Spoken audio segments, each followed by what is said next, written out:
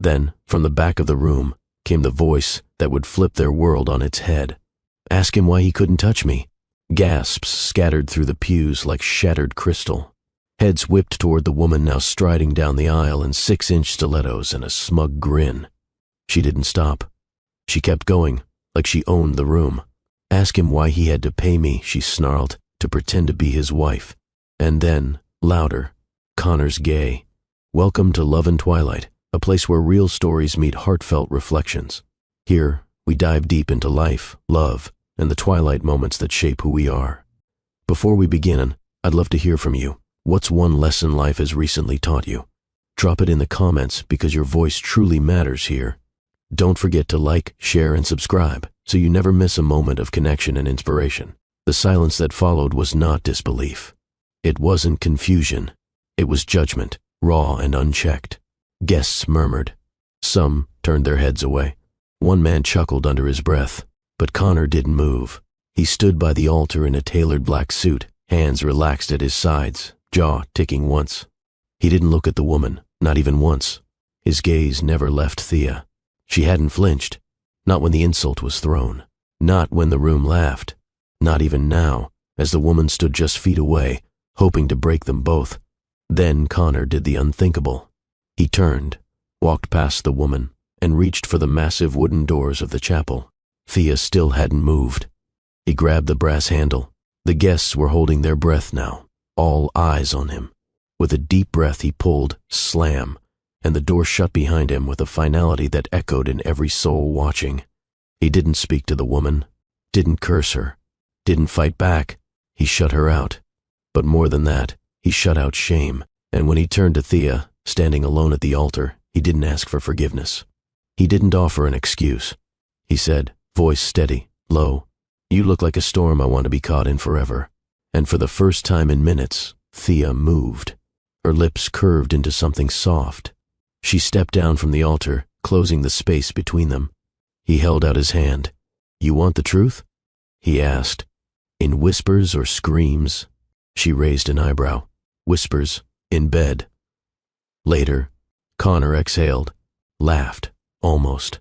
They walked out together. Guests parted. Cameras flashed. Voices begged for a statement. They gave none. Behind them, the chapel was filled with confusion, gossip, and fractured pride. But ahead of them was silence. Warm. Calm. Free. Connor didn't speak again until they reached the car. She slid into the back seat. He followed, hands trembling just slightly.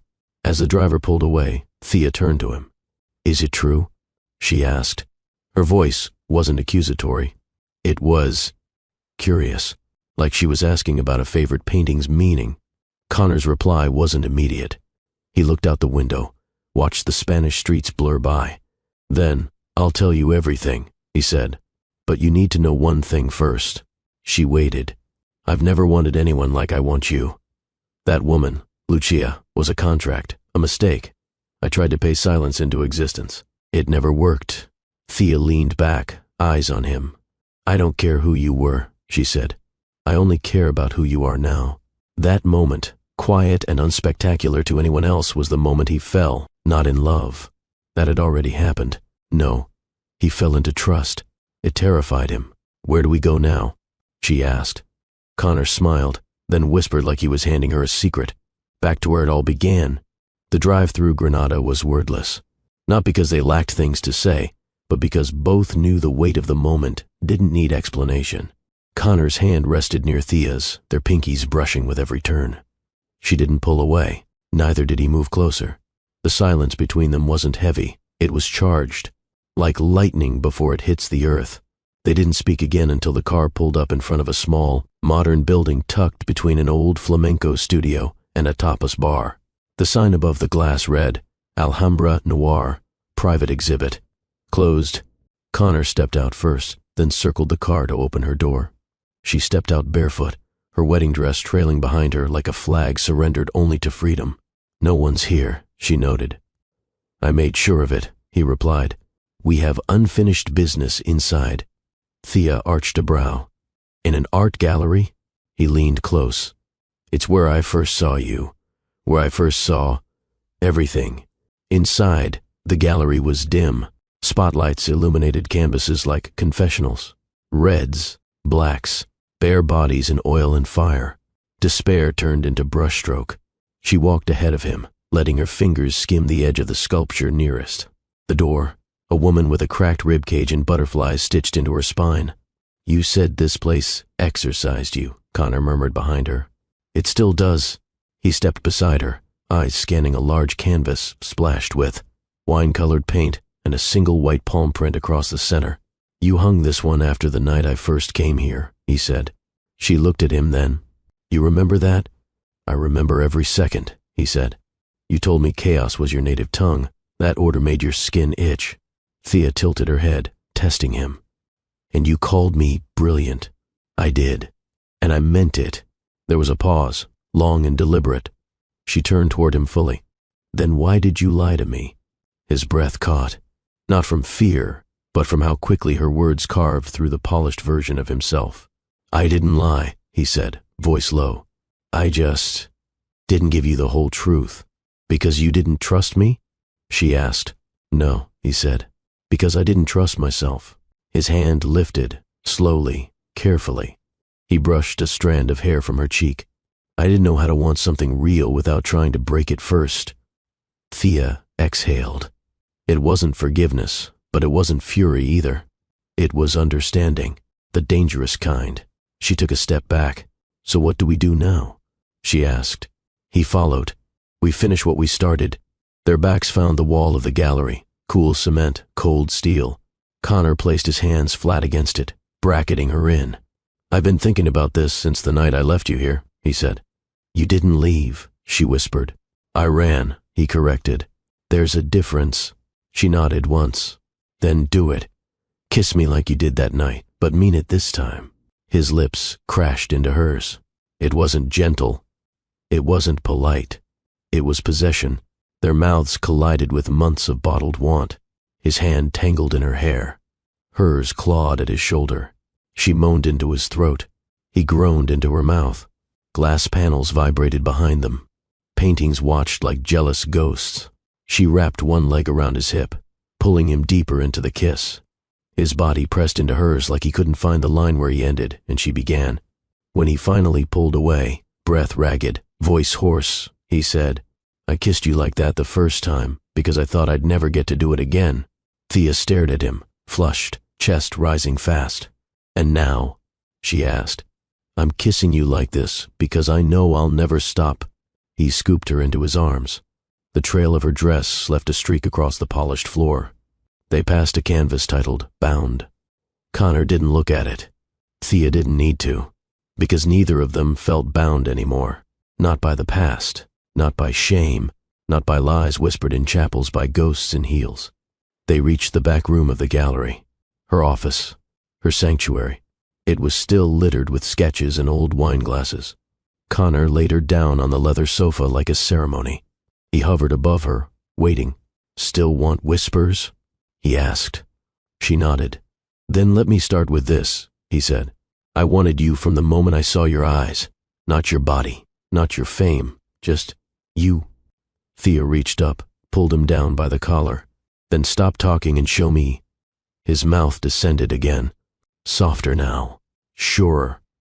He kissed her jaw, her neck, the curve of her collarbone, each kiss a punctuation mark in the sentence of his redemption. Outside, the city moved on. Tourists laughed. Scooters zipped by. Bells chimed in a nearby bodega. But inside the gallery, two souls who'd been silenced by lies were rewriting their story, one kiss at a time. Thea sat with her legs curled beneath her on the gallery sofa, a throw blanket draped over her lap. Her wedding dress was pooled on the floor, like a shell she had finally outgrown. Connor stood by the window, his hand pressed to the glass as if anchoring himself to something outside.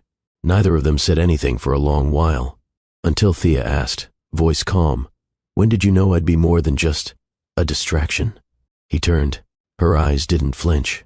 Connor walked back to her and sat on the edge of the table in front of the couch, knees brushing hers. "There's a painting," he said, back in the third row, hung too low for the average eye. "The one with the screaming man and the infant's handprint on his chest?" He nodded. "That one." I curated that piece during the year my father died, she said quietly. I didn't speak for weeks. I only painted. That's where it came from. I knew that, he replied. Not the story, but I felt it. Thea leaned forward. You don't strike me as the man who feels much of anything. That's what they all think, he said. Because if they knew how much I actually feel, they'd use it against me. She blinked. Then, you let me in. He nodded. But not all the way. He nodded again, slower this time. That was when she finally asked the question she'd been holding since the moment they walked out of the chapel. Who is Lucia? His shoulders tensed, not in fear, but with the weight of finally needing to set the story straight. He didn't hesitate. She's someone I met during a merger with a European firm. She wanted exposure. I needed a paper trail for the citizenship process tied to a tax shelter I was moving. Was it real? Thea asked. No rings, no home, no love. I paid her to pretend, that's all. Pretend how? Connor's voice stayed level, even as something flickered in his gaze. Events, dinners, a few staged photos, nothing intimate. I didn't even know what her voice sounded like when she wasn't performing until she called me 2 weeks ago screaming your name. Thea stayed silent, letting that truth settle. Why didn't you just tell me? She asked. He looked at her with something raw in his eyes. Because I was falling in love with you, and I was terrified that the second I mentioned her, I'd see the same look you're giving me now. She searched his face. And what look is that? He swallowed. Like you're trying to figure out if I'm worth breaking your own rules for. Thea stood and walked to a tall, abstract painting, a dark smudge of black over silver leaf. She spoke to the canvas, not him. I spent years building walls, not to keep people out, but to keep myself from bleeding out every time someone betrayed me. He didn't interrupt. She turned. You didn't hurt me with your past. You hurt me with your silence. Connor stood slowly. I know, he said. Thea tilted her chin up. So now you talk. They left the gallery just before sunrise. The streets were empty, save for a baker wheeling fresh pan dulce into his shop. Connor walked beside her without touching her, but his eyes never left her. What do you want from me, really? She asked as they reached his car. He opened the door, let her in, and took his time walking around to the other side. Once inside, he turned toward her. Not just your body, not even just your love. Then what? I want your questions, he said. I want your worst days, your museum keys, your 3 a.m. honesty, your cracked, unedited truths. I want you when you're not dressed for anyone's expectations. Thea smiled, slowly. You talk like you've been rehearsing that. I have, he said. Every night since the first one we spent together. She leaned back into the seat. Connor looked ahead, started the car. I'm taking you somewhere. Where? Where we said our first maybe. The villa was perched above the Mediterranean. Terracotta roof, bougainvillea vines spilling down white stucco walls. Thea recognized it the moment they pulled up. You kept this place?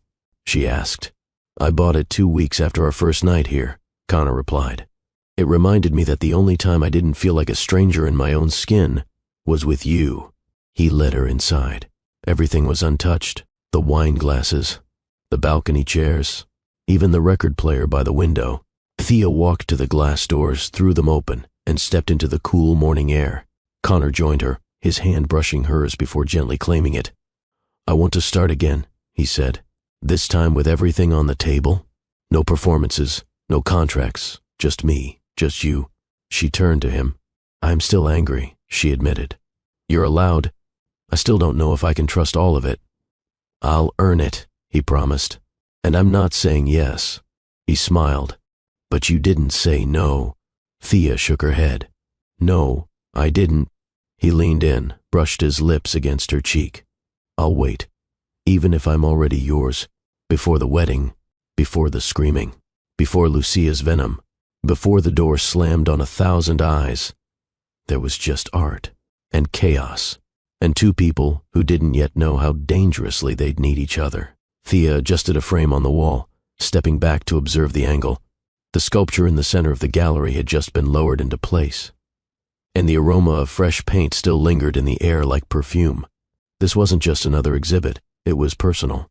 The theme, devotion and disgrace, nudity, contorted passion, black velvet drapes that swallowed light. Everything she'd poured into this show was designed to push people out of their comfort zones and into their own scars. It was her rebellion, and she was proud of it. Your selection lacks chaos. The voice came from behind her. Sharp, male, deep with gravel, yet silk at the edges. She didn't turn. If you're looking for pretty landscapes and polite silhouettes, Thea replied, the Louvre is 5 hours northeast. Footsteps approached. I'm not looking for pretty, he said. I'm looking for truth. She turned now, and there he was, Connor Evans. She didn't know his name then, but she knew his presence. The expensive dishevelment of his open collar, the casual tension in his jaw, a Rolex worn not for vanity, but like armor. He looked like a man used to rooms bending to him. This one wouldn't. Truth, she echoed. People say that like it's a scent they can identify. He walked past her and stood in front of a canvas that featured 2 figures, one screaming, the other kissing their shoulder in quiet desperation. This one, he said, is a lie. Thea's eyebrow lifted. Enlighten me. He pointed to the hand gripping the edge of the bed in the painting. That's not agony. That's possession. You staged it as suffering, but whoever painted this knew the difference. She crossed her arms.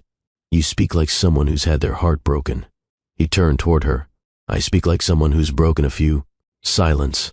For a moment, only the low hum of the gallery lights filled the space. Then he asked, You're Thea, the curator, and you are... He extended a hand. Connor. She didn't shake it. I don't do handshakes, she said. Good, he replied, hand dropping. They're for liars and politicians. A beat. Then she smirked. What do you want, Connor? I want the exhibit to ruin me. That made her blink. He kept going. I want to walk out of here less intact than I came in. I want to see something that makes my skin itch. I want to find a piece that forces me to remember who I used to be before I learned how to hide. Thea stepped closer. Not flirtatious, curious. You don't look like someone who hides. Exactly, he said. That's how good I am at it. Her lips parted. I have something in the back, she said. She led him past the main exhibit into a private room. Only a few collectors and critics had been allowed back here. On the far wall was a painting in thick strokes of red and gray, depicting a man in a glass box screaming silently while a child version of himself stood outside, watching. Connor stopped. Everything about him went still. You painted this? He asked. I lived it, she replied. He didn't speak for a long time. Then, how much? It's not for sale. I wasn't asking to buy it, he said.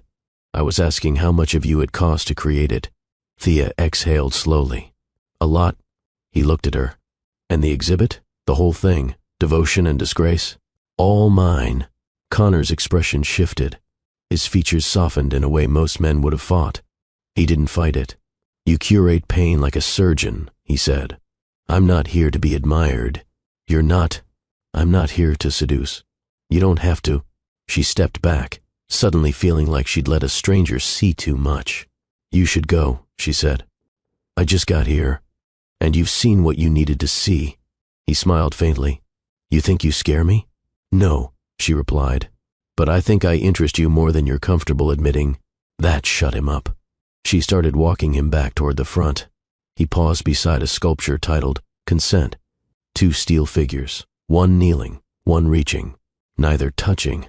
This, he said, feels more honest than most people I know. She crossed her arms. You always speak in riddles? No, just around people who make me nervous. That made her pause. You're nervous? Aren't you? She didn't answer. Because maybe, just maybe, she was. He reached the door, but turned before opening it. Your gallery is stunning, he said, but it's missing one thing. What's that? Your story. She tilted her head. Why do you think I've hidden it? Because you think pain should be curated, but the raw version of you, the part you don't want anyone to see, that's the masterpiece. Then, without another word, he left. Thea stood alone in the gallery, surrounded by agony sculpted into beauty, and for the first time felt truly exposed. It was 5 days later. Thea had just finished a private showing for a pair of French collectors when the receptionist buzzed her. There's a man downstairs, she said. Says he's not leaving without a drink. He brought his own bottle. Thea rolled her eyes. Tell him this isn't a lounge. I did. came the reply. He said it wasn't an invitation, it was a return. Her heart hesitated.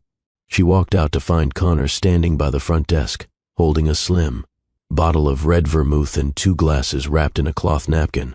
His collar was unbuttoned, no tie, sleeves rolled. Still expensive, still dangerous. "You're persistent," she said, arms crossed. "You're compelling," he replied, "and I owe you a proper conversation." She narrowed her eyes. "About everything." They sat on the rooftop of the gallery, the city lights flickering like scattered gems across the hills. The bottle between them was half empty. The conversation, not much better. "I don't like small talk," she said, swirling her glass. "Good," he replied. "It's for people who want to pretend they're listening." Thea leaned back on her hands, letting the night air touch her bare shoulders. "You always speak like that?" "Only when I don't want to lie. You're not charming, you know." "Thank God," he muttered. "Charm's for men who can't afford honesty." She laughed, once, quick, sharp, then silence again. Connor looked out at the stars, then back at her. "Why art?" he asked. "You mean, why paint on canvas? I mean, why do you spend your life dissecting agony and calling it curation?" Thea stared at him. "Because when I was 12, my mother burned every painting my father left behind. She said, 'Beauty that came from broken men has no place in our home.'" He didn't speak. "That night," she continued, "I painted my first portrait. It was ugly, crude, messy, but it was mine. I hung it in my closet behind a row of sweaters and looked at it every time I felt like disappearing." Connor's jaw flexed. "I didn't know how to scream," she said. "So I painted." He passed her the bottle again. She took a sip straight from it. "And you?" she asked. "Why do you walk into places like mine and speak like you've bled in silence?" His reply was quiet. "Because I did." She didn't interrupt. "I was raised by a man who measured worth in silence. Applause meant weakness. Affection was currency. The first time I cried, he made me write an apology letter to my reflection." Thea blinked. "I haven't cried since I was 8, Connor added. "That's heartbreaking." "No, it's numb. There's a difference." A pause. Then she reached across and touched his wrist. Lightly, like testing fire. "You talk like a man who's studied himself in a mirror and still doesn't recognize who he's become." His eyes met hers. "I came here because I wanted to see what truth looks like when it's allowed to exist. And I see it now." Thea looked away, throat tight. "This is dangerous," she whispered. "What is you, me, this?" He leaned closer. "Dangerous is pretending we didn't just peel each other open like pages in a book no one dared to publish." She shook her head. "You say things like that and I forget why I locked the door to my heart in the first place." "Then maybe," he said slowly, "I'm the man who's supposed to knock, until you open it again."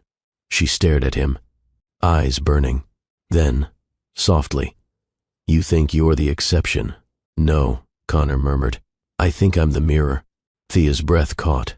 The space between them shrank without either of them moving. Their knees brushed. Her hand stayed on his wrist. His gaze dropped to her lips, then her collarbone, then back to her lips. She whispered, "If you kiss me, I won't stop you." "Then I'll ask once," he said. "Are you sure?" She leaned in. Their lips met, not with hunger, but with heat. Controlled, trembling, reverent. It wasn't lust, not yet. It was discovery of breath, of shared restraint, of the ache born from two people who'd mastered the art of pretending they didn't need anyone, until now. The kiss deepened. Her fingers tangled in his shirt. His hand cupped her jaw, thumb brushing her cheek like he wanted to memorize its curve. When they finally parted, it wasn't the alcohol that made her dizzy. It was the realization that this man, this stranger, had already reached places in her she'd long declared uninhabitable. She looked at him, flushed and breathing unevenly. "This doesn't feel like the beginning." He nodded once. "That's because it's not. It's a continuation of a story we didn't know we'd already started." Thea didn't know what to say, so he stood, offered his hand. "Come with me." "Where?" "Somewhere we don't have to talk." The elevator ride was silent, not awkward, not hesitant, just charged. Connor stood close enough that Thea could feel the heat from his body, but not once did he touch her. It was restraint, not indifference. a kind of quiet promise. The doors opened to the top floor of a boutique hotel he'd apparently rented for the week. No staff, no guests, just light jazz playing faintly through a speaker and a hallway lined with amber sconces. He opened the door to a suite that overlooked the city, floor-to-ceiling windows, a bottle of water sweating on the table. Crisp white sheets, untouched. Thea stepped inside first, her heels clicking once before she turned back to face him. No wine, she teased. Connor tossed his keys on the counter. I've had enough distractions tonight. She raised a brow. Is that what I am? He stepped forward slowly. No, he said. You're the main event. Her breath hitched. You talk like you're still performing. I'm not, he said. I'm unraveling. She stared at him. So unravel. Connor reached up and unfastened the first button of his shirt. Not hurried, not seductive, just deliberate. Another button, then another. Thea stepped closer. You're trembling, she whispered. I haven't done this in a long time, he admitted. Been with a woman? No, he said. Been seen. Her hands found his shoulders. Then let me look. She pushed the shirt off him, letting it fall to the floor. Her fingers skimmed his chest, pausing at a long, pale scar near his ribs. What happened? She asked. Motorcycle. 19. Tried to outrun my father's rage. Her fingers didn't flinch. I didn't know how to stop running back then, he said. And now? She asked. I'm tired of being a ghost in my own life. That was all she needed to hear. She kissed him. Hard. He responded with a hunger so sharp it felt like prayer. His hands slid around her waist, pulling her tight. Her legs wrapped around him instinctively as he carried her toward the bed. They didn't undress like lovers in a film. They stripped like survivors, rushed and raw, desperate to shed whatever had kept them hidden from themselves. When he laid her down, he didn't climb over her. He knelt. In reverence, eyes locked on hers, like she was both sermon and salvation. She reached up and cupped his face. I don't want perfect, she whispered. I want real. Then you'll get every version of me, he said. Even the broken ones. He leaned down and kissed her neck, then her collarbone, then lower, until she gasped and arched beneath him. When he slid inside her, he didn't thrust right away. He stilled, as if letting their bodies recognize each other, as if asking for permission with breath, not words. Then he moved, not rhythmically, not predictably, but like a man rediscovering his own pulse through the curve of someone else's spine. Thea clutched the sheets, not from pain, not from fear, but from the weight of how deeply he was holding her, without his hands ever needing to tighten. Their sounds filled the room, his low groans, her sharp gasps, moans that sounded more like confessions than pleasure. She kissed his temple. He whispered her name, not like a plea, like a vow, and when she came undone beneath him, he held her face between both hands as if it were something sacred. He followed moments later, buried in her, breath lost, chest rising and falling like a man who just remembered how to feel. Later, she lay across his chest, tracing the lines of his torso with lazy fingers. Connor stared at the ceiling. You scare me, he admitted. Thea didn't flinch. Why? Because when I'm with you, I don't need to perform, and I've never not performed. She shifted so she could see his face. Maybe this is your truth.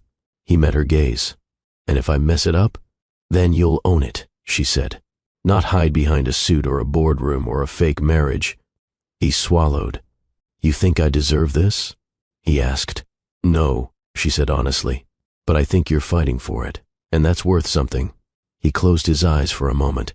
Then, they always told me I was too controlled, that I had no heart. Thea kissed his chest, right where it beat strongest. Then they weren't listening close enough. They didn't speak again. There was no need. Their silence wasn't empty. It was whole. 3 weeks later, Thea should have been working. She sat in Connor's penthouse library, surrounded by a spread of his old contracts and quarterly reports, helping him sort through the aftermath of a recent acquisition. What began as logistics turned into curiosity, and curiosity, as always, turned into something else. She reached for the next folder, unlabeled, unusual for Connor's otherwise obsessive filing system. She opened it. Inside was a glossy headshot clipped to a legal contract. Lucia Fernandez, a model, her smile too perfect, her resume short, her payment schedule monthly. Thea stared at the document. It wasn't the contract itself that froze her. It was the attached NDA, signed by Connor Evans. Her chest tightened. She flipped through the pages. Housing allowance, wardrobe, stipend, travel escort terms, a clause prohibiting public affection, a clause permitting red carpet attendance, and beneath it all, Connor's signature. She closed the folder with shaking hands. She didn't cry. She didn't scream. She stood up, walked to the window, and stared at the skyline as if it could offer answers. It didn't. Connor came home 2 hours later. "Thea," he called out, dropping his phone on the kitchen island. She didn't answer. He found her in the study, still facing the window. She spoke before he could. "Who is she to you?" His body froze. "The folder was open," she said. "I didn't snoop. I was organizing your files. You left it there." Connor exhaled. "I was going to tell you." "When?" He stepped forward. "Soon. Before or after the next kiss?" she asked. He said nothing. She turned to him. "I'm not angry that you had a past. I'm not even angry that she exists. I'm furious that I had to learn about her through a contract." He nodded once. "I deserve that." She walked past him, brushing his arm. "You don't get to deserve anything, Connor. You get to explain." He followed her into the kitchen. "She was a solution," he said, "to a problem I didn't want to fix the honest way. Meaning, I needed citizenship tied to residency," he said. "Lucia was the fastest route, legal, on paper, and with enough money she agreed to the terms." "Did you sleep with her?" she asked. Blunt. He shook his head. "No." "Did you lie to her?" "No." "Then why is she still in your life?" "She's not." Thea stared at him. Connor walked to a drawer, pulled out his phone, and showed her recent call logs. Lucia's name. 3 missed calls. No responses. "She found out about you," he said. "She tried to blackmail me. I shut it down." Thea crossed her arms. "And you didn't think I deserved to know?" Connor met her gaze. "I was ashamed," he admitted. "Not of her. Of the version of me who needed her." That hit deeper than he expected, because Thea's voice softened, just slightly.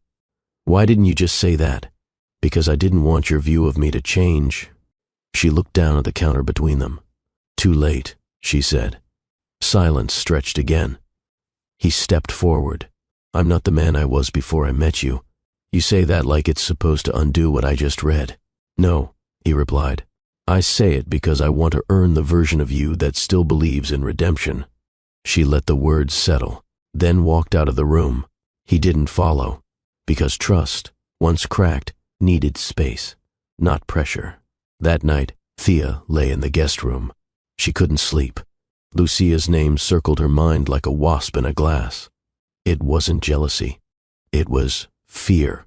Fear that she'd opened her heart to someone who'd edited himself for convenience. At 3:12 a.m., she padded back into the study and opened the folder again.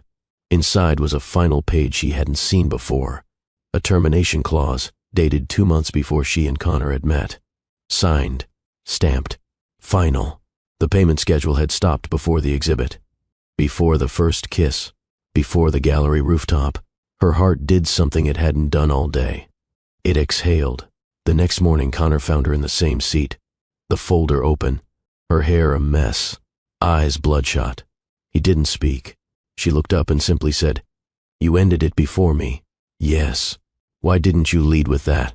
"Because the story was ugly. And I wanted you to meet the version of me who didn't need to explain away his choices." She stood, walked to him, stared at him for a long, long beat, then whispered, "Next time, let me in."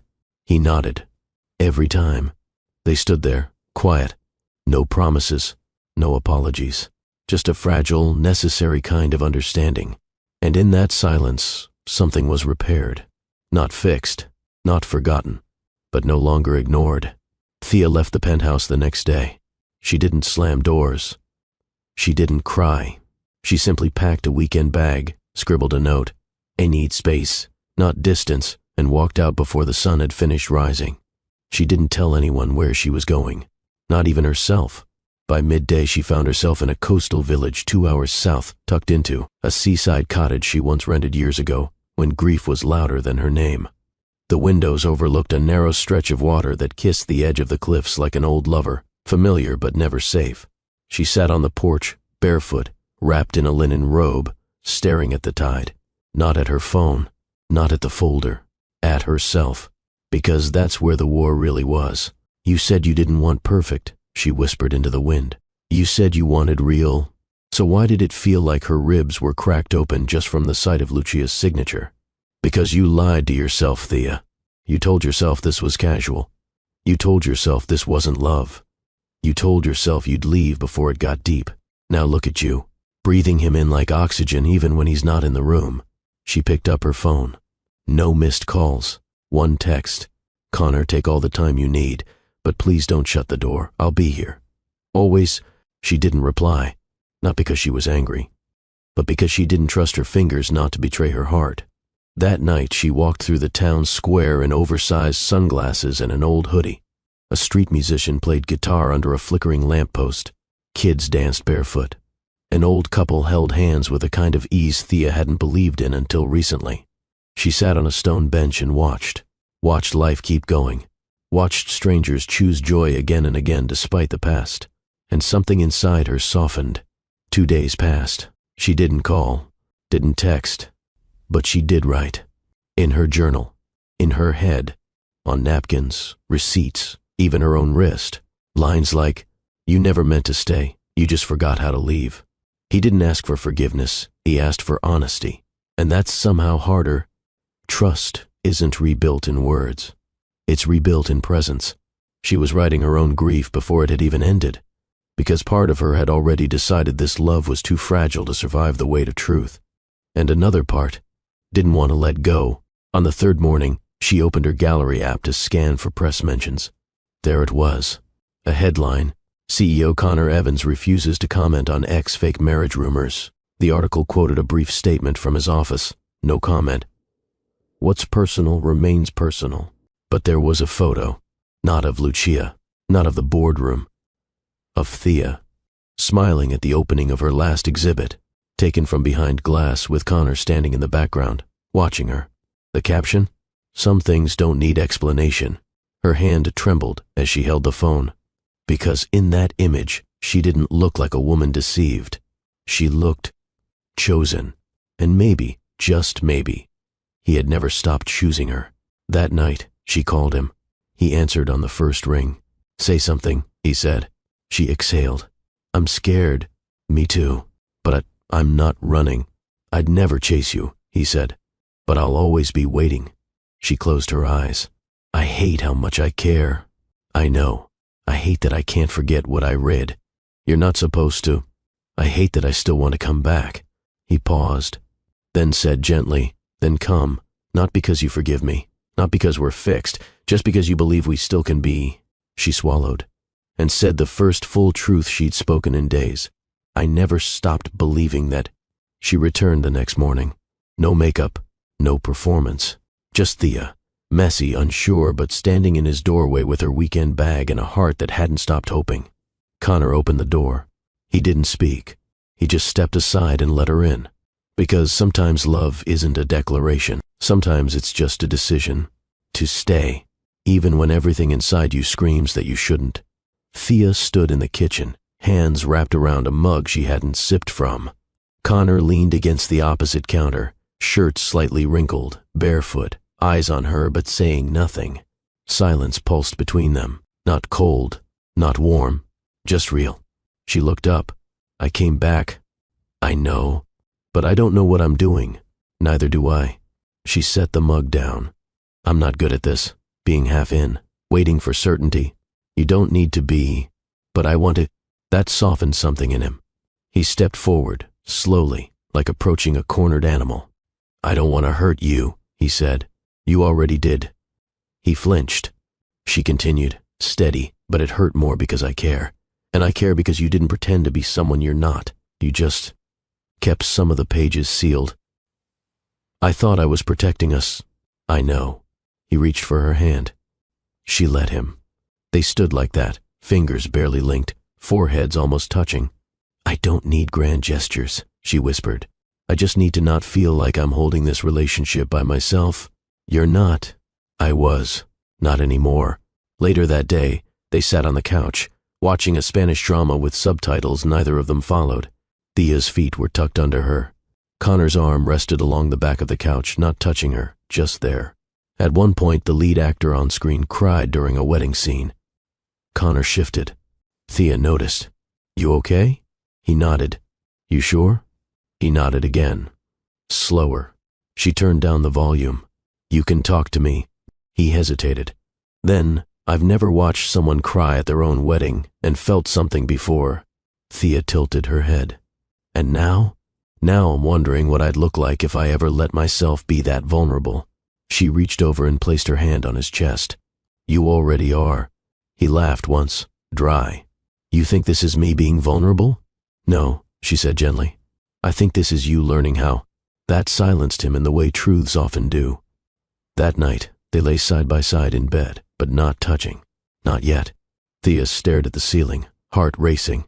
Not from fear, but from proximity to something too good to lose. I'm still scared, she admitted into the dark. Connor turned his head toward her. Me too, but I don't want to live by fear. Then don't. He whispered. Live by honesty. She turned to face him. I want to ask something, but I'm not sure it's fair. Ask anyway. Why didn't you fight for me sooner? He blinked. I didn't think I deserved it. That answer stunned her. You always seemed so sure of yourself. He shrugged. I've had a lifetime of practice, making uncertainty look like confidence. She reached out, touched his cheek, then whispered, I see you, Connor. His throat bobbed. I don't know what that means, he said hoarsely. It means you don't have to keep performing. He closed his eyes, then reached for her hand under the blanket, threading his fingers through hers. They didn't kiss. They didn't need to. Some nights, touch says more than any confession. The next morning, Thea woke to find Connor already up, standing at the window shirtless, drinking coffee. She slipped behind him and wrapped her arms around his waist. He stilled. You always this quiet in the mornings? She murmured. Only when I'm afraid if I speak, the dream ends. She smiled into his back. Then stay quiet a little longer. He turned in her arms and kissed her forehead. Not out of obligation, not out of apology, out of gratitude. Then whispered, We'll get there. Where's there? She asked. To the place where we don't have to explain every bruise before we touch again. She nodded. No more words. Just the sound of the waves brushing the balcony rail, and the slow, steady rhythm of two people choosing each other, again and again, in silence, in closeness, in truth. It started with silence.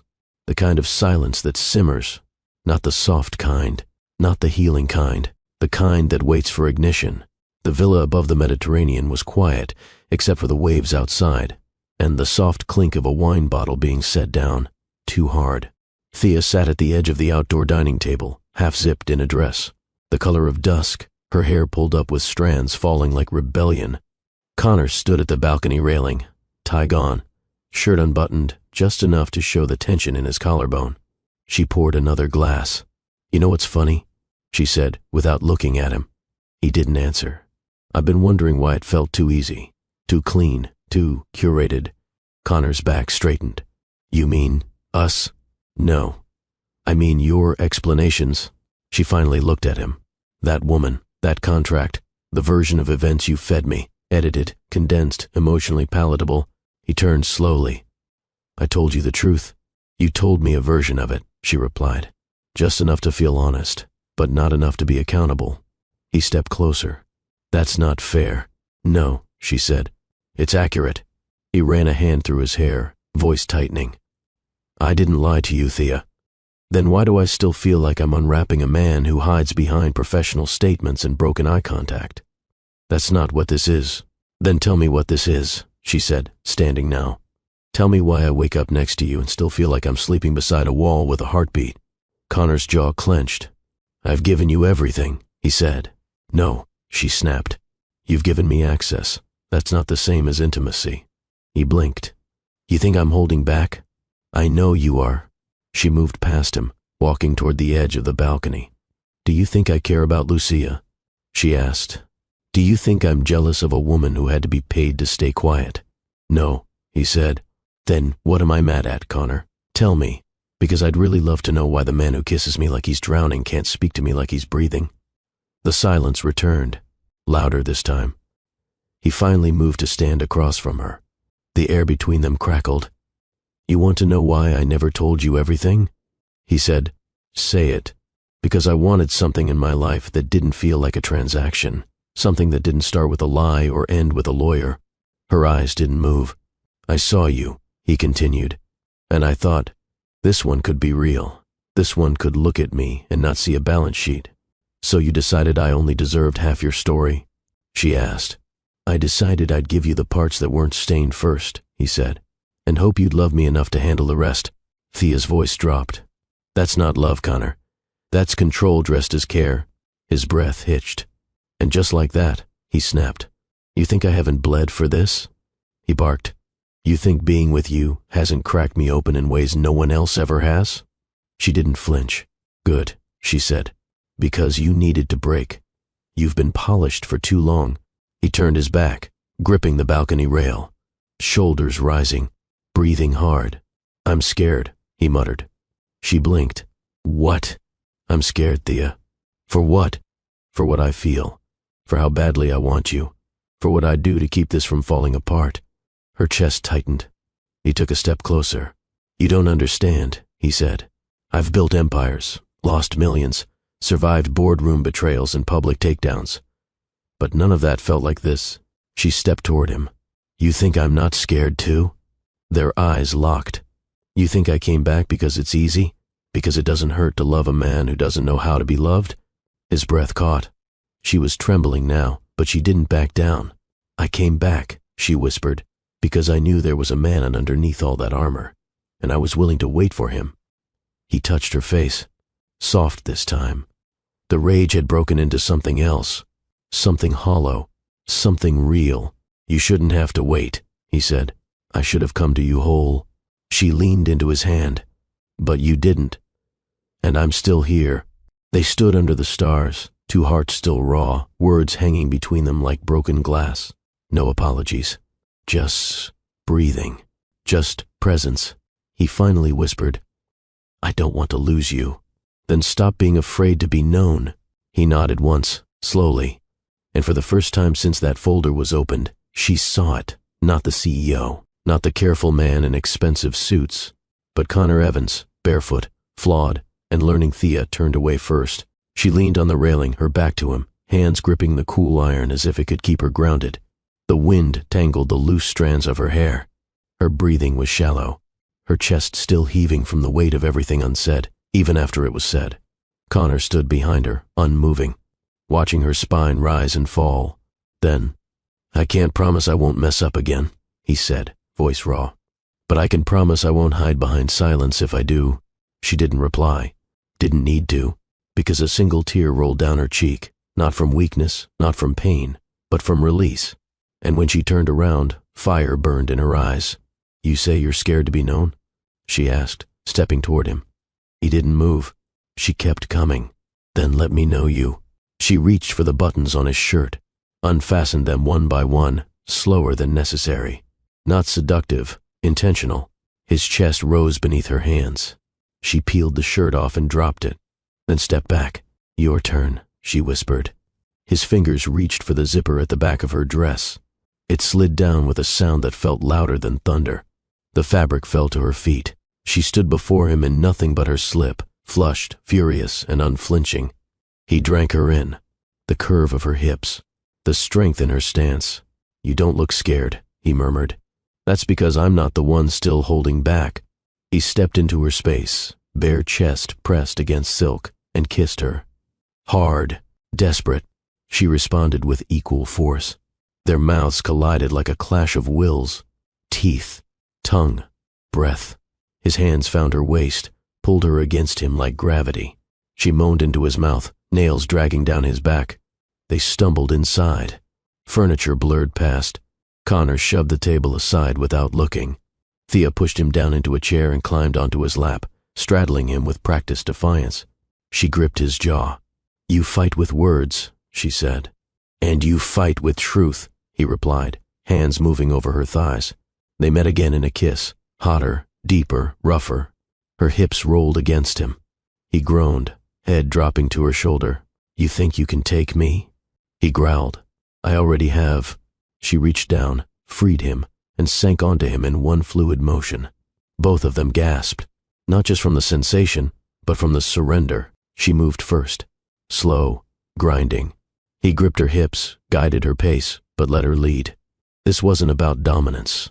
It was about declaration. She kissed his throat, his collarbone, his shoulder, leaving teeth when she needed to. He ran his hands through her hair, down her spine, across the parts of her body that trembled against his. You're mine, he said, breath ragged. Not if you're going to lose me in fear, she countered. I won't. Then prove it. He stood, lifted her off him, still inside her, and carried her to the wall. She wrapped around him like instinct. He thrust into her hard, once, twice, enough to knock the breath from her lungs. She cried out, not from pain, but from the power of being completely undone and completely seen at the same time. Her back hit the wall. His mouth found her neck. He whispered, I'm not hiding anymore. Good, she gasped. Because I want all of you, not just the man you show the world. He held her like she was the only truth he ever needed to believe in again. When she came, it was with his name on her lips, sharp, broken, sacred, and when he followed, his entire body shook with the force of it. He buried his face in her neck and whispered it again. Mine. Afterward, they collapsed into bed, naked, spent, rewired, their hands still touched, pinky to pinky, anchoring them to a new kind of honesty. No more facades, no more fragments, just two people scarred by the past and still choosing each other anyway. Thea curled into his side. I'm not going to ask you to promise anything, she said.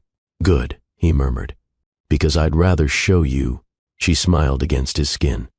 Then show me tomorrow. He kissed her temple, and the next day, and every day after that. The room was dim now.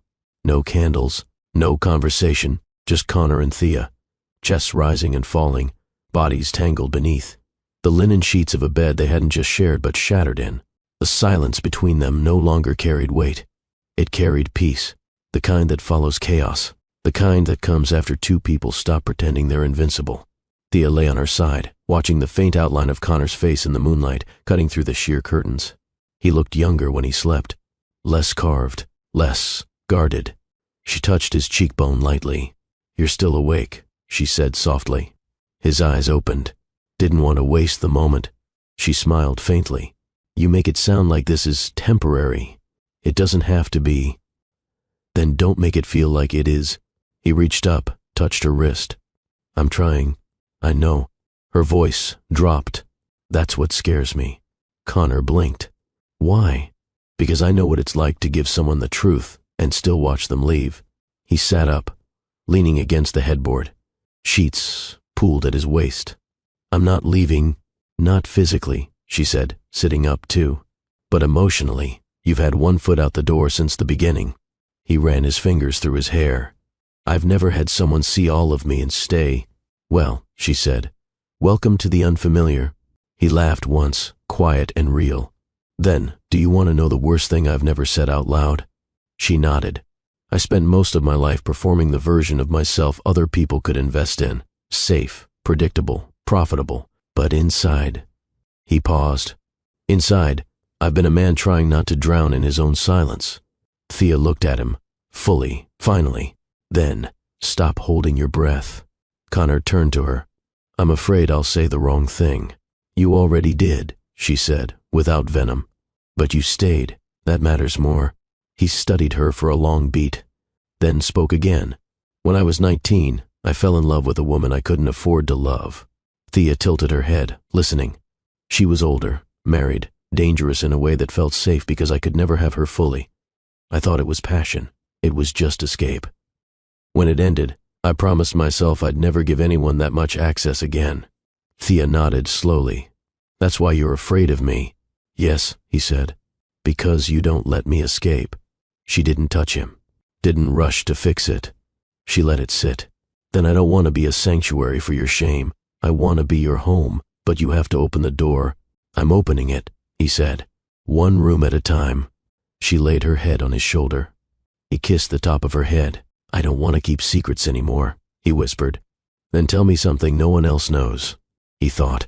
Then, sometimes I rehearse what I'd say to my mother if she ever asked why I disappeared. Thea blinked. She's alive? Somewhere, he said. Last I heard, she remarried a man who raised his hands faster than his voice.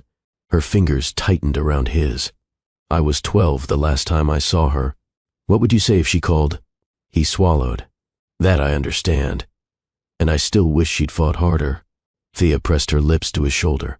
That's more than most people would offer. I'm not most people, he murmured. She smiled into his skin.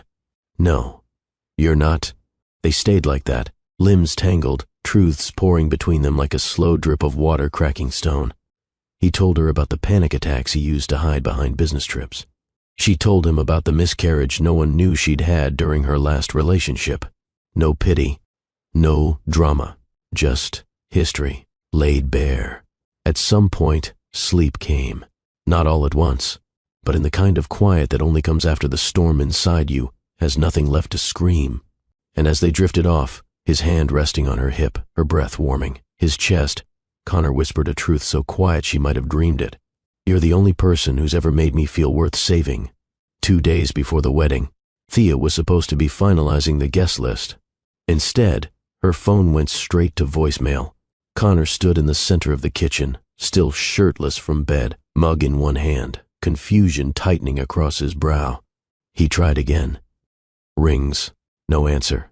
He texted, still picking up the bridesmaid's shoes? Call me when you're done. No response. He walked through the villa. Her dress was still hanging in the closet. Her charger was still on the nightstand, but her purse was gone. That's when he knew something was off. Thea never left without a goodbye, especially not now. The first call came from an unknown number. He answered immediately. Static. Then a voice, heavily distorted. Walk away, Evans. He froze. Who is this? You know who? The line clicked. He stared at the phone. Called back. Disconnected. Within seconds, another message pinged his inbox. A video file. He opened it, and the world stopped moving. Thea, tied to a chair, mouth gagged, face bruised. She struggled, eyes wide with terror, ropes cutting into her wrists. A voice, off camera, spoke. If you want her to walk down that aisle, you'll cancel the wedding. Today. Connor's blood ran cold. His knuckles turned white around the phone. Then came the final line. Next time we call, it won't be a warning. He didn't scream. He didn't curse. He simply picked up the nearest chair and hurled it against the wall. Glass shattered. Then he grabbed his keys. Chavi, his security chief, answered on the first ring.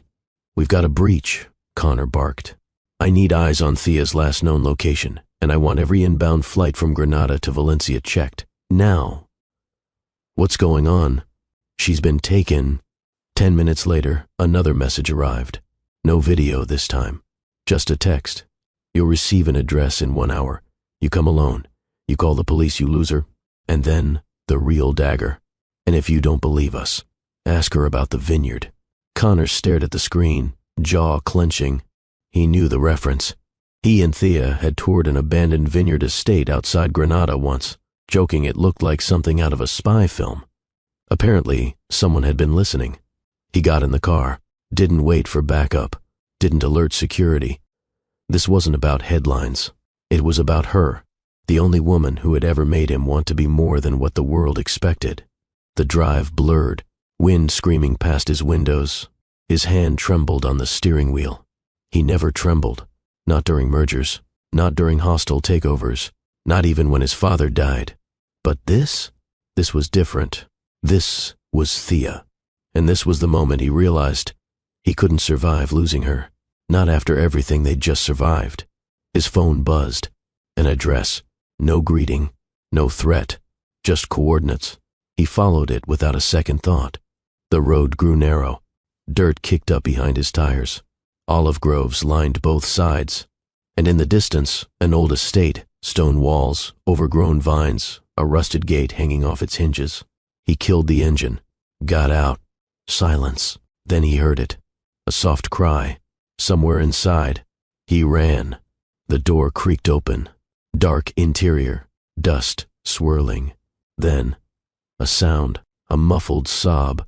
He turned the corner and saw her, tied to a chair, Lucia standing behind her, phone in one hand, cigarette in the other. "Well," she drawled, "didn't expect you to come this fast. Then again, maybe I did." Connor's chest heaved. "I swear to God." "You really think I'd hurt her?"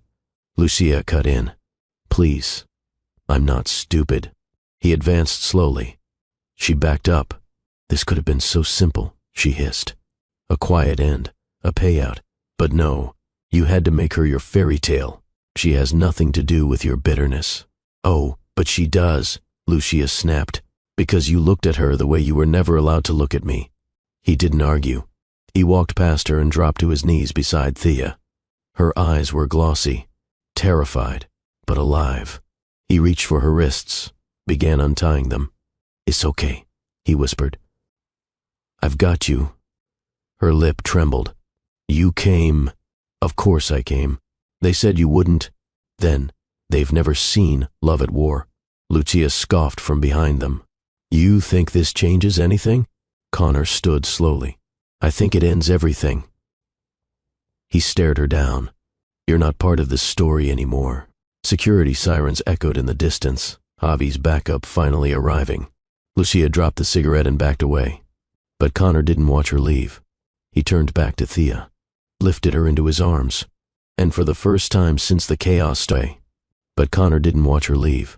He turned back to Thea, lifted her into his arms, and for the first time since the chaos started, she let herself collapse into him completely, not as a curator, not as a woman who fought to be unbreakable, but as someone who'd finally been chosen in the moment it mattered most.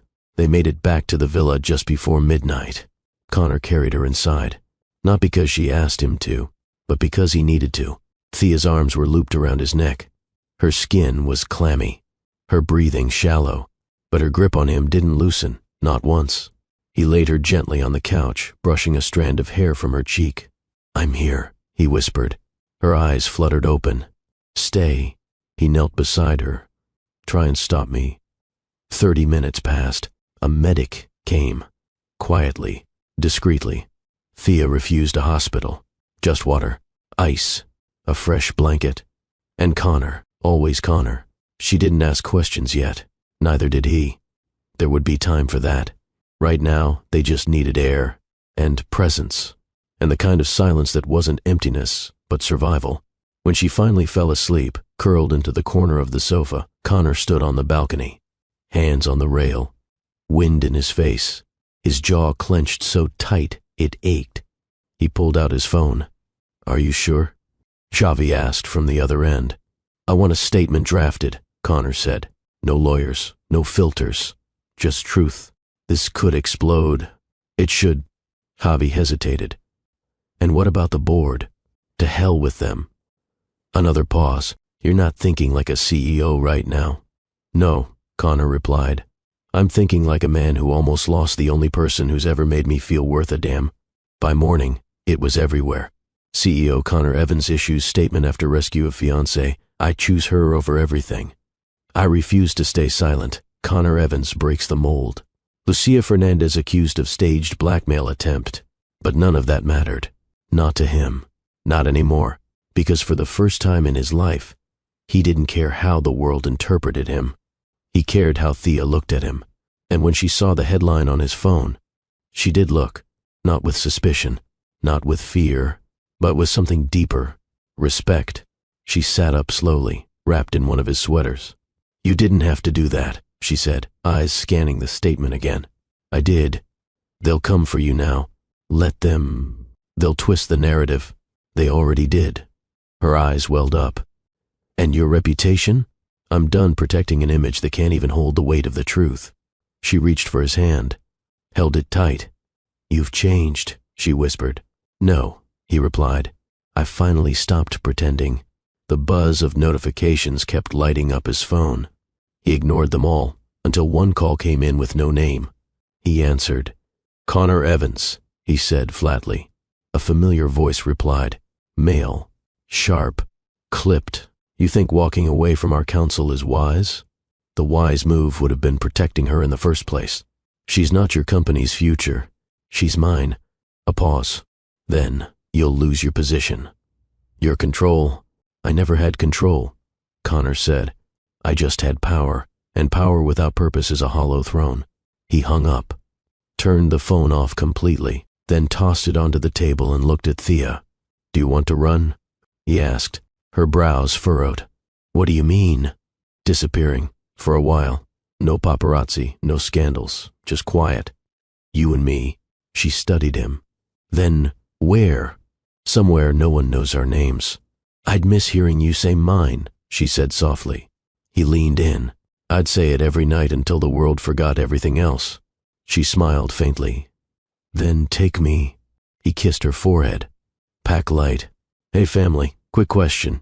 If someone you love was being torn apart by the world, would you fight back or walk away to protect yourself? Comment below. I'd stand beside them through the fire. Let's remind people what real love looks like. And don't forget to like this video. It helps YouTube share it with others who need this kind of story.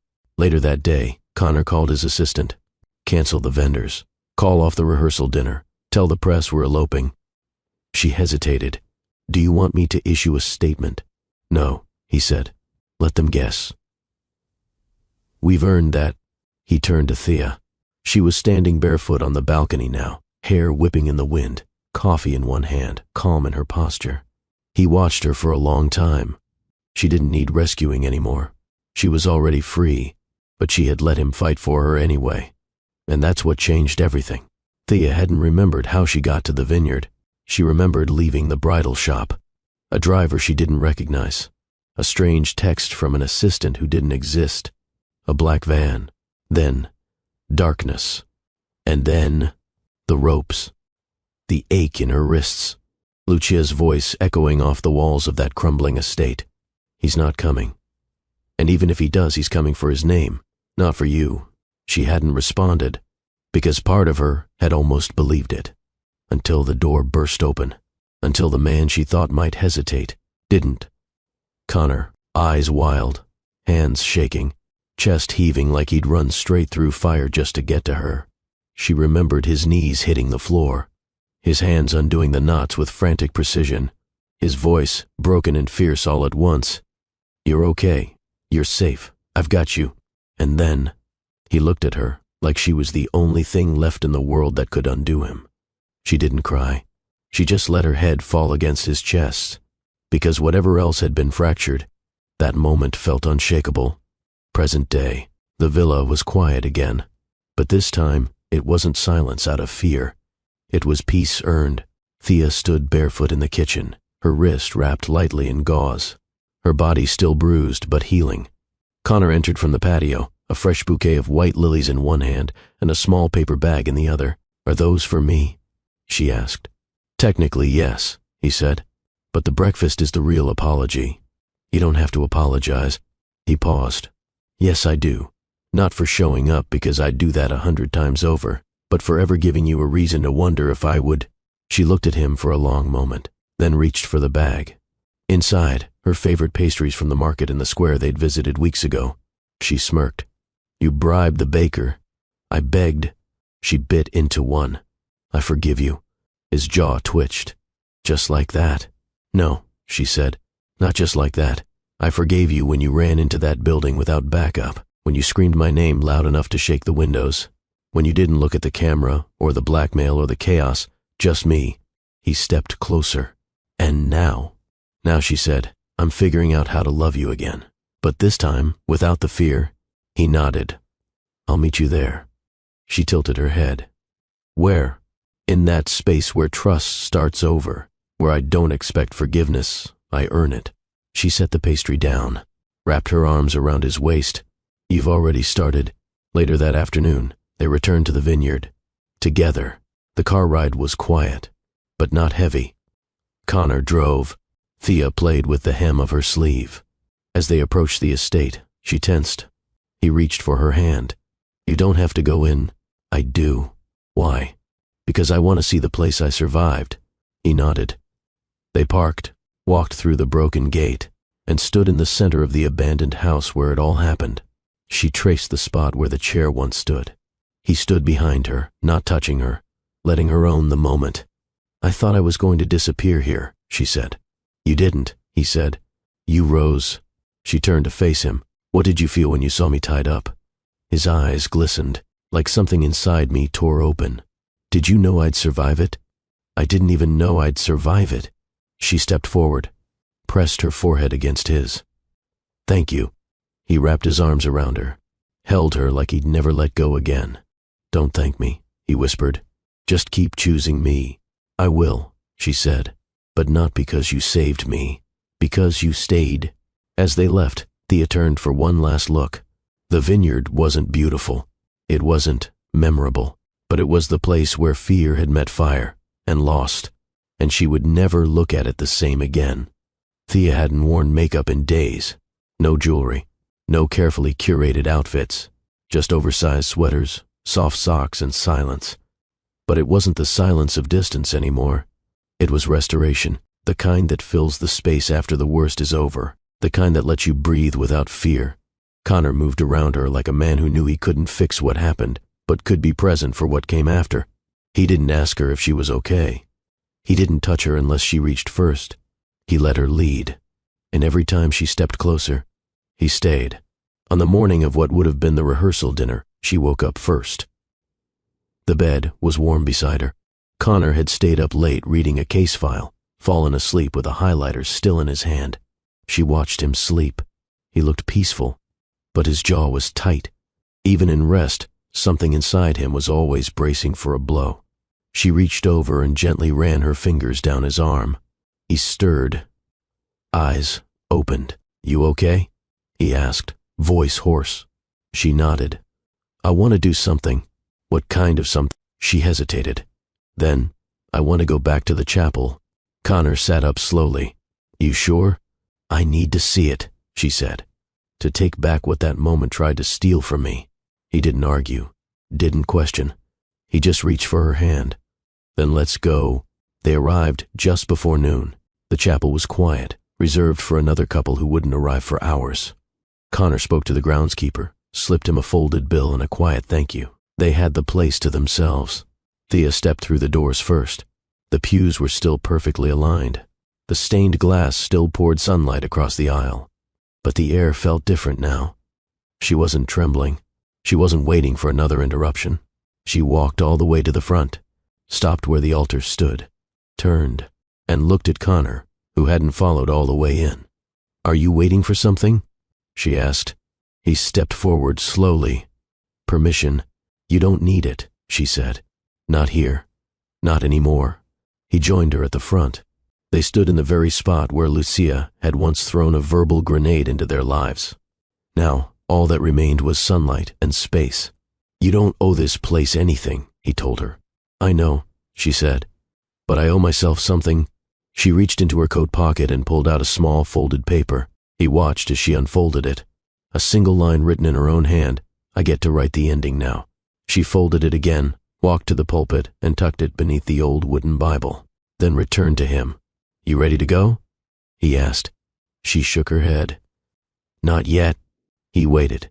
She took a slow breath, then whispered, "That version of me, the one who stood here and didn't flinch when I was humiliated?" She was brave, but she was also numb. "I don't want to be numb anymore." "You're not," he said. "You're more alive now than I've ever seen you." She looked up at him.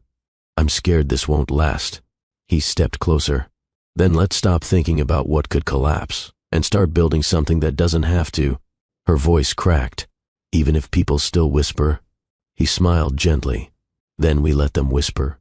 While we live." She exhaled, then nodded. And just like that, they walked down the aisle again. But this time, they didn't rush. This time, no one was watching. This time, every step was theirs. Back at the villa, Thea sat at the kitchen table while Connor made her tea. Something about that small act made her chest tighten. He wasn't rescuing her anymore. He was simply there. A partner, a presence, a man who didn't have to be told how to stay. When he set the cup in front of her, she reached up and took his hand. "I know this wasn't the wedding we planned," she said. He sat across from her, But it's the one that showed me who we really are. No gowns, no cameras, he said. No lies, she added. Just them. Two people in love, not with the fantasy, but with the fight they'd survived to get here. That night, she crawled into bed beside him without saying a word, wrapped her arms around his waist. He turned to her. "You still want to marry me?" he asked quietly. She didn't hesitate. "I never stopped." Thea adjusted her veil in the mirror. Simple, no lace, no diamonds, just ivory silk pinned gently into her curls. No bridesmaids, no floral arch, no piano music, only quiet, only truth. They'd chosen this chapel not for beauty, but for closure, and because, despite everything, it was still theirs. Outside, guests were minimal. No press, just family. A few trusted friends. 2 chairs reserved for no one, symbolic of what they left behind. Connor stood at the altar. Midnight suit, no tie, collar open, hair slightly messy in a way that made him look human, not powerful. He wasn't a brand today. He was just a man, and he was waiting for her. The doors opened. Everyone stood. Thea walked slowly, each step deliberate. This time, no one shouted. No one threw accusations. No one interrupted. Until, just as she reached the halfway mark, the back doors slammed again. A woman stormed in white. Not ivory, not cream, bright white. Lucia, dressed tight, hair pinned like she belonged, eyes wild, and in her right hand, something small, metallic, tucked beneath a bouquet. Gasps filled the chapel. The officiant froze. Connor took 1 step forward. Lucia's voice rang out. "Stop pretending this is love." No one moved. She walked down the aisle like she'd been rehearsing it her whole life. "This wedding is a lie," she spat. "He lied to me. He lied to you." "You really think he's a hero?" Connor didn't flinch. Thea didn't retreat. Lucia lifted her hand. The object gleamed. People ducked. Someone screamed. Security moved. But Connor raised his hand first. "Let her speak," he said calmly. Lucia laughed, unhinged. "You want the truth? Here's the truth. He paid me. He owned me. And when I stopped being useful, he buried me." "No," Connor said. "I walked away." "And you couldn't handle it?" "Don't spin this," she shrieked. "You came here with a prop and a broken ego," he replied. "Not a weapon." All eyes shifted to the item in her hand. Not a gun. A fake. Plastic. Empty. Just like the threats. Just like the attention she so desperately clawed after. Lucia's hand trembled. "I should have been the one," she whispered. "Not her. Me." Thea stepped forward. "You never wanted him," she said. "You wanted the spotlight that followed him." Lucia's eyes filled with tears. "I wanted to matter." "You still can," Thea said. "But not here. Not like this." Lucia's shoulders dropped. Her hand fell to her side. Security approached, slow and measured. Connor nodded once. "Take her outside. No press, no cameras." Lucia looked at him, really looked. "You loved her more than you ever resented me," she said quietly. He didn't answer. She nodded, and let herself be escorted out. The room was still, frozen, until Connor turned back to Thea, took a step forward, offered his hand. "Where were we?" Thea smiled. "I believe I was halfway to you." She took his hand. The officiant, shaken but steady, cleared his throat. "If we're ready."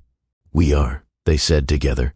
The ceremony continued, but the weight of what had just happened lingered. This wasn't just love. This was survival. And the world had just watched 2 people stare down the wreckage and choose each other anyway. After the vows, after the kiss, after the chapel emptied, Connor and Thea sat alone in the back pew, silent, processing. "You okay?" he asked. She nodded. "I'm not shaken. Good. But I'm not surprised either." He exhaled. "Neither am I." They sat for a while. Then she said, "She didn't bring a weapon." "I know. She brought memory." "Yes." Thea leaned her head on his shoulder. She thought if she screamed loud enough, she'd still have power. He nodded. "But she forgot the one thing about truth." "What's that?" "It doesn't need volume, just presence." That night, no reception, no cake, No dance floor, just them, barefoot on the villa terrace, candles flickering in the breeze. No speeches, only a quiet toast. Connor held up a glass. Two endings we didn't script. Thea clinked hers against his. And beginnings we'll write ourselves. They drank. He pulled her close. She rested her head on his chest. And for the first time since everything had unraveled, there was no noise, no drama, just a pulse, steady, shared, strong. Lucia hadn't been silent for long. Security escorted her to the gates, but she didn't leave. She waited. Then, the moment cameras returned to their positions, she screamed. And this time, the world heard her. He's not straight. He's not straight. That whole wedding was a show. Her voice cracked, loud and desperate, clawing for traction. He married her for image, for power, for PR. That man slept with his own best man and then left me for her. Flashbulbs ignited like fireworks. 1,000 microphones swung toward her. And within 6 minutes, the footage hit the internet. Within 10, it was trending in Spain. Within 25, it was on every major tabloid site in Europe. And by nightfall, hashtags flooded every platform. Some CE, oined the closet, and wedding cover-up, and Lucia was right, and Fanner lies. Thea saw it before Connor did. She sat on the edge of the tub, phone in hand, thumb frozen above the screen. Her heart didn't race. It sank. Because this wasn't about truth. It was about narrative. And they had just lost control of theirs. Connor stepped into the bathroom. Towel over his shoulder. Hair damp from the outdoor shower. "You okay?" She turned the screen toward him. He read it. Expression didn't shift. Not at first. But something in his eyes darkened. Not fear. Fury. She waited until she had an audience. He said quietly, "Yes." She knew exactly what she was doing. "Yes." He walked out. She followed. By the time they reached the den, his phone was ringing. Board members, sponsors, media outlets. He powered it off, then looked at her. "I can go silent," he said. "Write it out.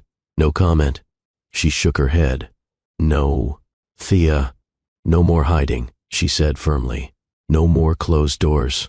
He studied her, then asked, "Are you sure?" She nodded. "Then we answer them. But not with statements, not with damage control, not with spin, with presence." The next morning they sat together, on a sunlit patio, facing a single camera. No script. No cue cards. Just Connor. And Thea. And the truth they'd fought too hard to earn. He leaned into the microphone. "My name is Connor Villarreal, CEO, husband, survivor." Thea reached for his hand. "I'm Thea Navarro, daughter, writer, wife." Connor continued. "There have been claims, loud ones, from someone I once shared history with, but never a future." He paused. "I am not defined by accusations, nor silenced by fear. I've made mistakes. I've hurt people. I've trusted the wrong ones. But I have never, not once, lied about who I love." He looked at Thea. "This woman is not my beard. She is not my cover. She is my beginning." Thea added quietly, "And if the world needs a headline, let it be this: 2 broken people healed loud enough to drown out the lies."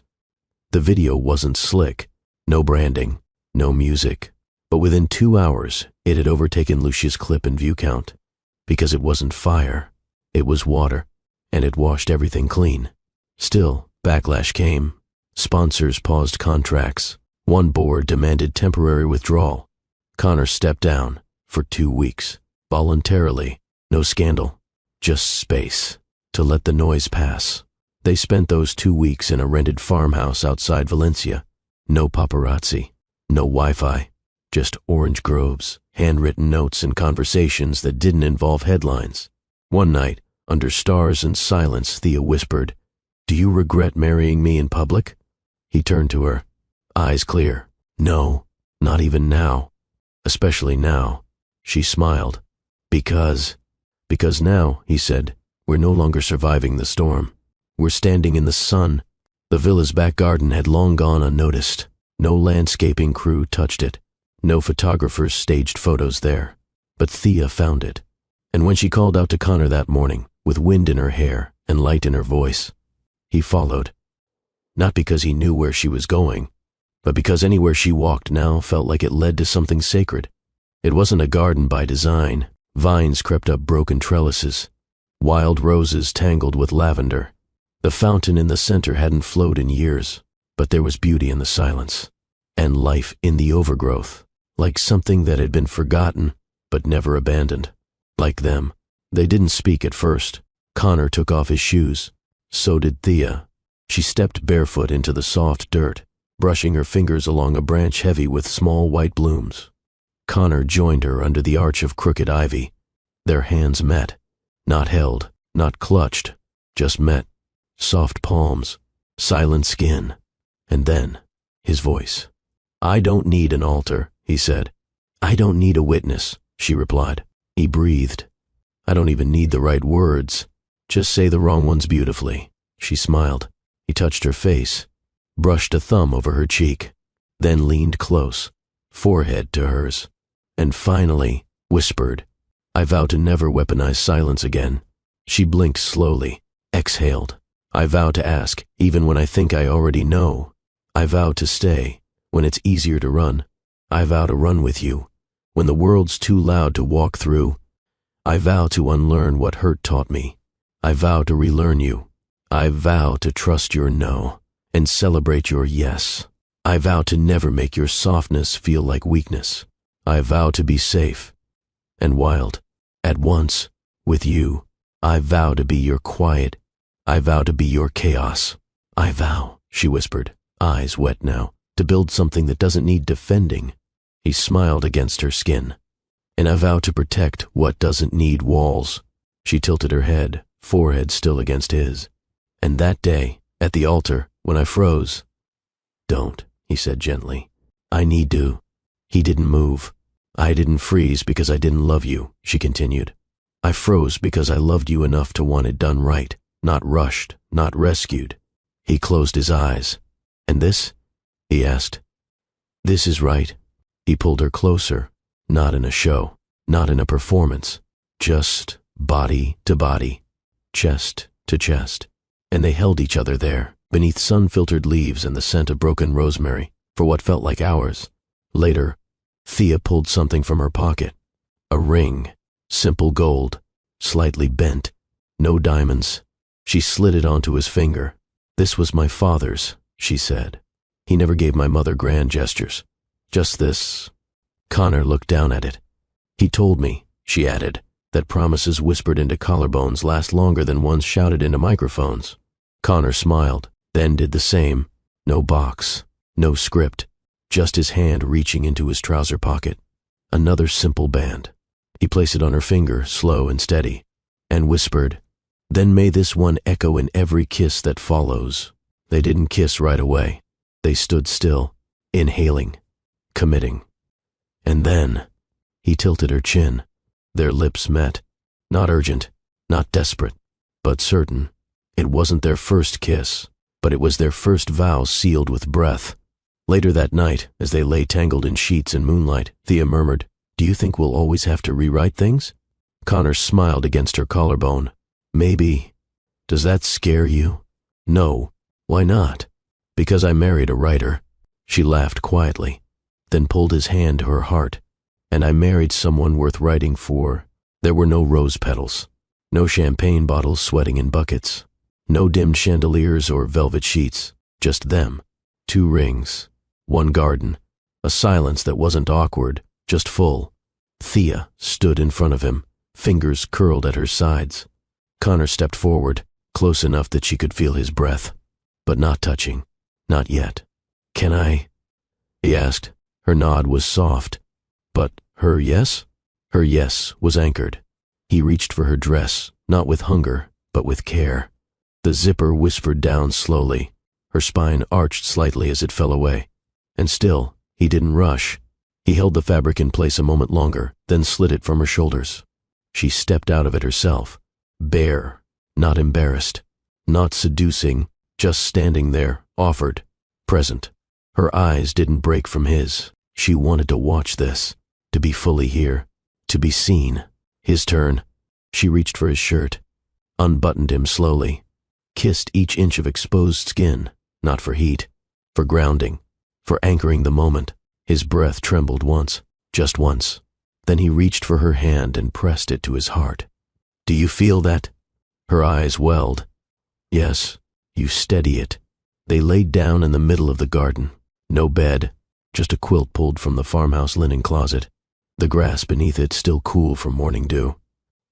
Thea lay back. Connor hovered over her, forearm propped, gaze unblinking. She pulled him down gently, letting his weight settle across her. Every inch of skin met with reverence. No chasing, no conquering, just a rediscovery of home. They didn't speak for a while. Didn't need to. The sounds between them were enough. A breath against a collarbone, a soft gasp against a neck, a moan not because of friction, but because of connection. Because finally, they weren't fixing something broken. They were building something whole. When he moved inside her, he didn't groan. He breathed. She wrapped her legs around his waist, not to draw him deeper but to say, "Stay." He did. He stayed through the tremble in her thighs, through the way her fingers clawed his shoulders, not in frenzy, but in feeling, through the tear that rolled down her temple and soaked into the quilt. He kissed it and whispered, "Let it fall. I'll catch it." Their rhythm wasn't fast. It wasn't choreographed. It was awkward, then aligned. It was raw, then radiant. It was soft, then still. He held her hands above her head and let her see how much he needed this, how much he needed her. After, they didn't untangle. They didn't speak. They just stayed in that breathless liminal space where nothing needed explaining, where every bruise had a name and every scar had a song. And they hummed that song in silence, together. It wasn't the kind of wedding night people post photos of. No lace, no garter toss, but it was theirs. And it was holy. Somewhere in the distance, crickets began to chirp. Thea smiled against his chest. "You didn't cry this time," she said softly. Connor kissed the top of her head. "I didn't need to." "Why?" "Because I finally feel chosen." She rose up on her elbow, met his gaze. "You always were." He swallowed, then laughed once, quietly. "You think they'll ever understand this? The world?" "Yes." "No," she whispered, "but we will." They made love again, slower than before, even quieter, as if they were trying to imprint memory onto muscle, to leave fingerprints in the soul. And when they finished, they didn't say "I love you." They said nothing, because in that moment, nothing was louder than the truth already spoken. It was well past midnight. The garden had fallen into a hush. Only the rustle of leaves, the distant hum of a cicada, and their slow, mingled breath remained. Connor lay on his back, one hand tucked beneath his head, the other resting on his chest. Eyes open, but not guarded. Thea rose on one elbow beside him, her body half draped over his, her cheek pressing lightly against his ribs. He was naked, yes, but for the first time in his adult life, he wasn't exposed. "Can I ask you something?" she whispered. Connor nodded. "When did you stop believing you were worthy of softness?" He didn't answer right away. "Then, when my own mother said it was my fault the kids at school called me strange." Thea's breath caught. "I wasn't even out yet," he continued. "But they saw something I didn't know I was hiding." She pressed her lips against the hollow beneath his throat. "What else?" she asked. He hesitated. Then, slowly, "When my ex-wife told me it was easier to lie about me than to live with the truth of her own bitterness." He swallowed. "And when everyone laughed like her words validated their questions about me." Thea sat up gently, straddled his waist. Her hands traced the long, lean stretch of his chest. "Let me love the man they tried to destroy," she whispered. And then she began, not with her body, but with her mouth. A kiss, to the side of his throat, then the hollow of his collarbone, then the line between his ribs. Each kiss carried language. "I believe you. I see you. You didn't deserve that." He tried to turn away once, instinct, but she held his jaw. "No more running," she said.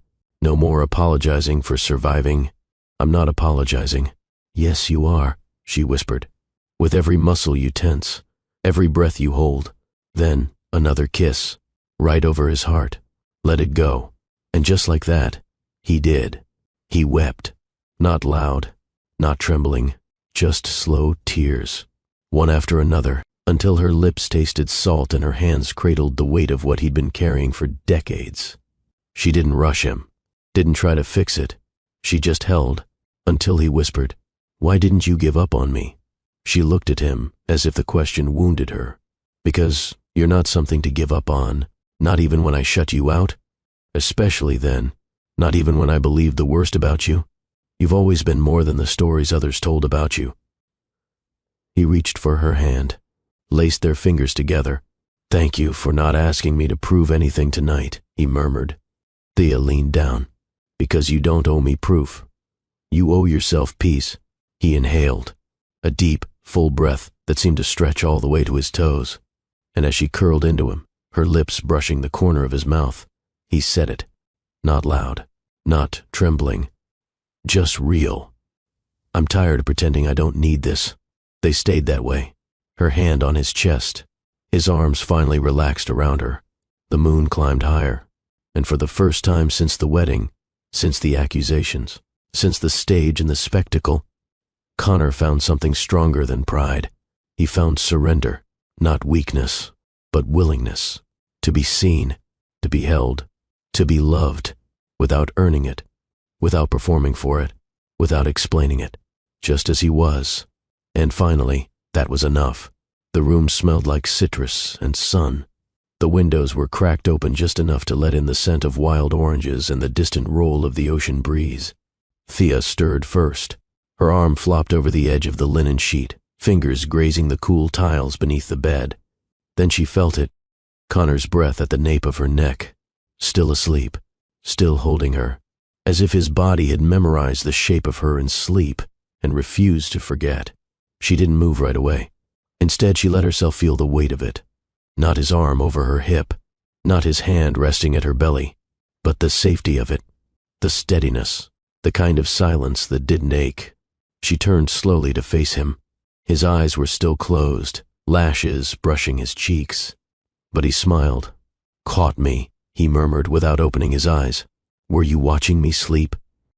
"I was watching you not leave." Thea chuckled softly. "After last night, I'm not sure I could move." Connor opened his eyes now, pulled her even closer. "Then don't." She raised a brow. "What, stay in this bed forever?" He kissed her collarbone. "I've got enough money to make that a viable plan." She smirked. "Oh, so now the billionaire CEO wants to be a hermit in a Spanish hacienda?" He nodded, serious. "Let's disappear." Her smile softened. "After breakfast." He laughed, deep and unfiltered, a sound that made her toes curl in delight. "Fine," he said. "Breakfast first, then total societal abandonment." They lay there, skin against skin, the morning sun creeping across the terracotta floor like honey. No rush, no phone buzzing, no legal advisors or PR disasters, just the steady rhythm of breath, and the gentle crinkle of bedsheets that still smelled like them. "Do you know," Connor began, "last night was the first time I ever fell asleep without bracing myself for dreams." Thea blinked. "Nightmares?" He nodded slowly. "Not just dreams, memories, things I should have said, things I should have screamed, faces I let haunt me." She ran a finger along his jaw. "And last night?" He exhaled. "Nothing haunted me." She cupped his face. "Because you're not haunted anymore." He leaned into her palm. "No, because you brought me home." They didn't rush to get up. They didn't jump into explanations or apologies or strategies. They just held each other. She stroked his chest with idle circles. He drew invisible lines down her spine. And when the sunlight finally reached their faces, Thea turned into him with a smile. "Do you cook?" she asked playfully. Connor blinked. "What?" "Breakfast." "You said after breakfast." He looked horrified. "The last time I cooked, my security detail staged a quiet intervention." She laughed. "Well then, guess it's my turn to save you." He kissed her forehead. "You already did." She pulled on his dress shirt from the night before, oversized on her, the sleeve swallowing her wrists. He watched her cross the room barefoot, hair tousled, skin aglow. She turned at the door. "You coming?" He didn't move, just stared. "Thea." "Yes?" "I want more mornings like this." She leaned on the doorframe. "I want all of them." His smile cracked slowly across his face. "Then breakfast better be good." She winked. "Don't test me, Navarro. I make a mean French toast." He laughed as he stood, dragging the sheet with him around his hips. And for the first time in weeks, no, years, Connor didn't feel like he was pretending to be a man who had it all. He felt like one. The kitchen had gone quiet. French toast crumbs on the plates. Juice glasses half full. Sunlight spilling across the floor like golden silk.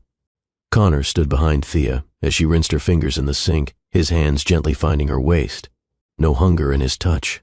Just gravity, the kind that pulls soul to soul, not skin to skin. She turned slowly, her body brushing against his chest. And in that gaze, bare, unhurried, they found the answer they'd both stopped asking for. A truth that didn't need an audience. He didn't rush her, didn't press. He simply looked at her like she was the last sentence in a novel he never wanted to end. She touched his chest, felt the steady rise and fall. "You're trembling," she whispered. "I'm not afraid," he said. "I'm feeling." And when their lips met, it was not hunger, it was homecoming. They didn't make it far. Thea reached behind him and turned the kitchen light off, and they moved together, barefoot across the tiled hallway. Back to the bed, still warm from morning. But this time, it wasn't a retreat. It was a ceremony. Connor sat first, his back against the headboard. Thea climbed into his lap, her knees bracketing his hips. He looked up at her with the kind of reverence that makes gods jealous. She kissed his forehead, then his temple, then that place just beneath his jaw that made his breath catch. And still, not a word, because some love didn't need syllables, only rhythm, only breath, only the sacred language of touch. Her hands cupped his face as he slid into her slowly, achingly slow. No gasp, no moan, just a sharp inhale between her teeth, and then release, not just in her hips, but in her chest, in her spine, in the part of her that had been waiting to believe again. He didn't move yet. Neither did she. They just sat like that, joined, forehead to forehead, heart to heart, until Thea whispered, "I'm not going anywhere." And Connor replied, "I know. That's what makes this feel real." Then he began to move, not with urgency, but devotion. Each thrust steady, deep, grounded. She leaned back slightly, hands on his shoulders, her head tipping toward the ceiling. The sunlight caught in her lashes. Connor kissed the place between her breasts and said, "You make me want to believe in vows again." She guided his face up, kissed him full. Their bodies met in a rhythm as old as breath itself. Slow, intentional, the kind of intimacy that rewrote everything they'd ever learned about love. This wasn't proving something.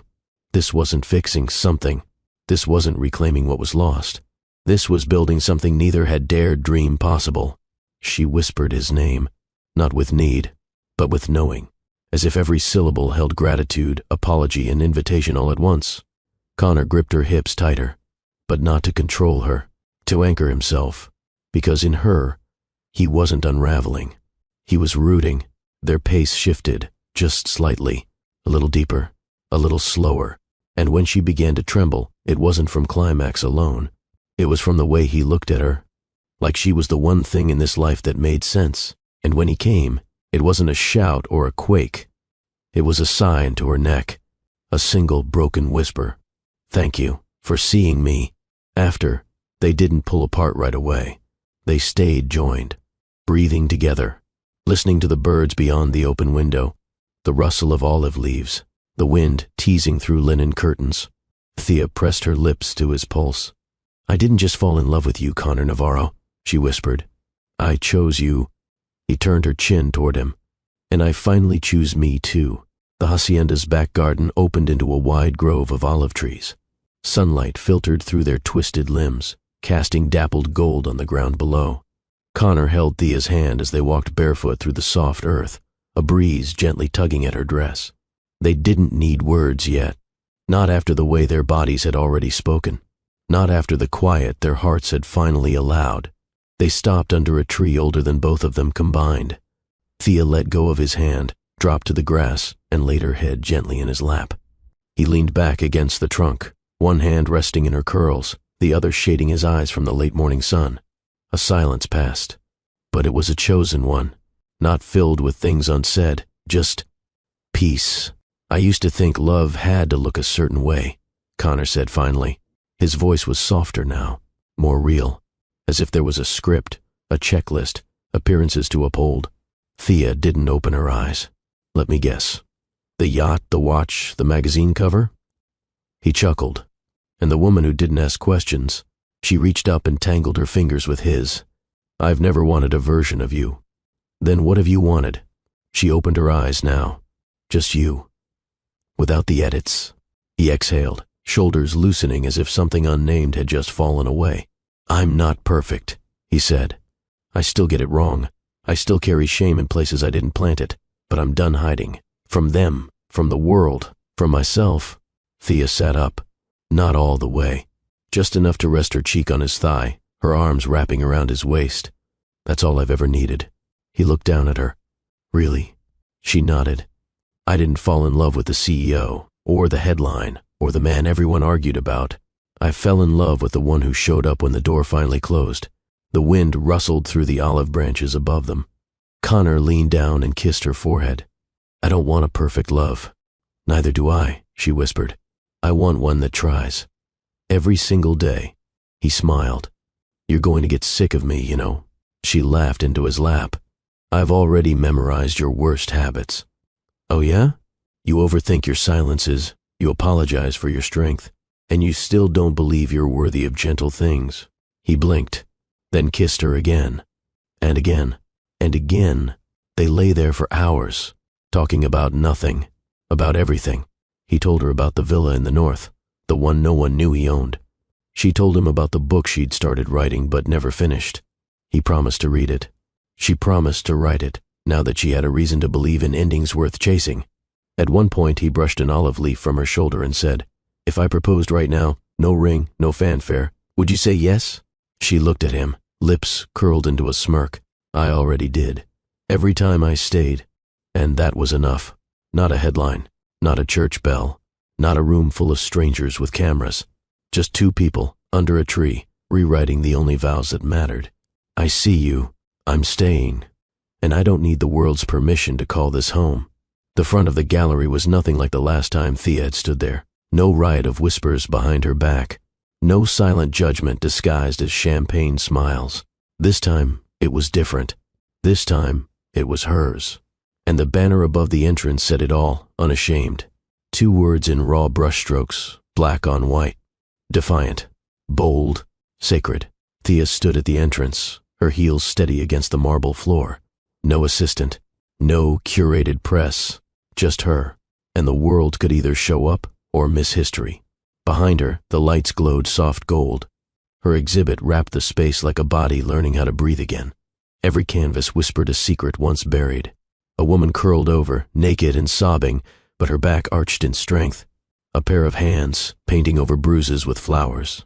A single figure, eyes closed, face tilted up, lips parted not in pain but in surrender.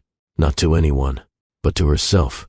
She walked in alone, let the silence greet her, and then the doors opened behind her, and they came. People, women, men, artists, skeptics. Some paused at the entrance, unsure. Others stepped in like it was a cathedral. And it was. A temple built from tears, sweat, and sensual reclamation. Connor entered 10 minutes later. He didn't announce himself. He didn't walk beside her. He stood across the room, watching, letting her own it. And Thea, God, Thea, moved through that room like a woman who'd stopped needing permission. She stopped in front of a massive canvas, a woman standing nude in a cracked mirror. Each crack reflected a different version of her. One weeping, one laughing, one open-legged, defiant, one curled up, protecting. The label beneath the piece read, Even this is me.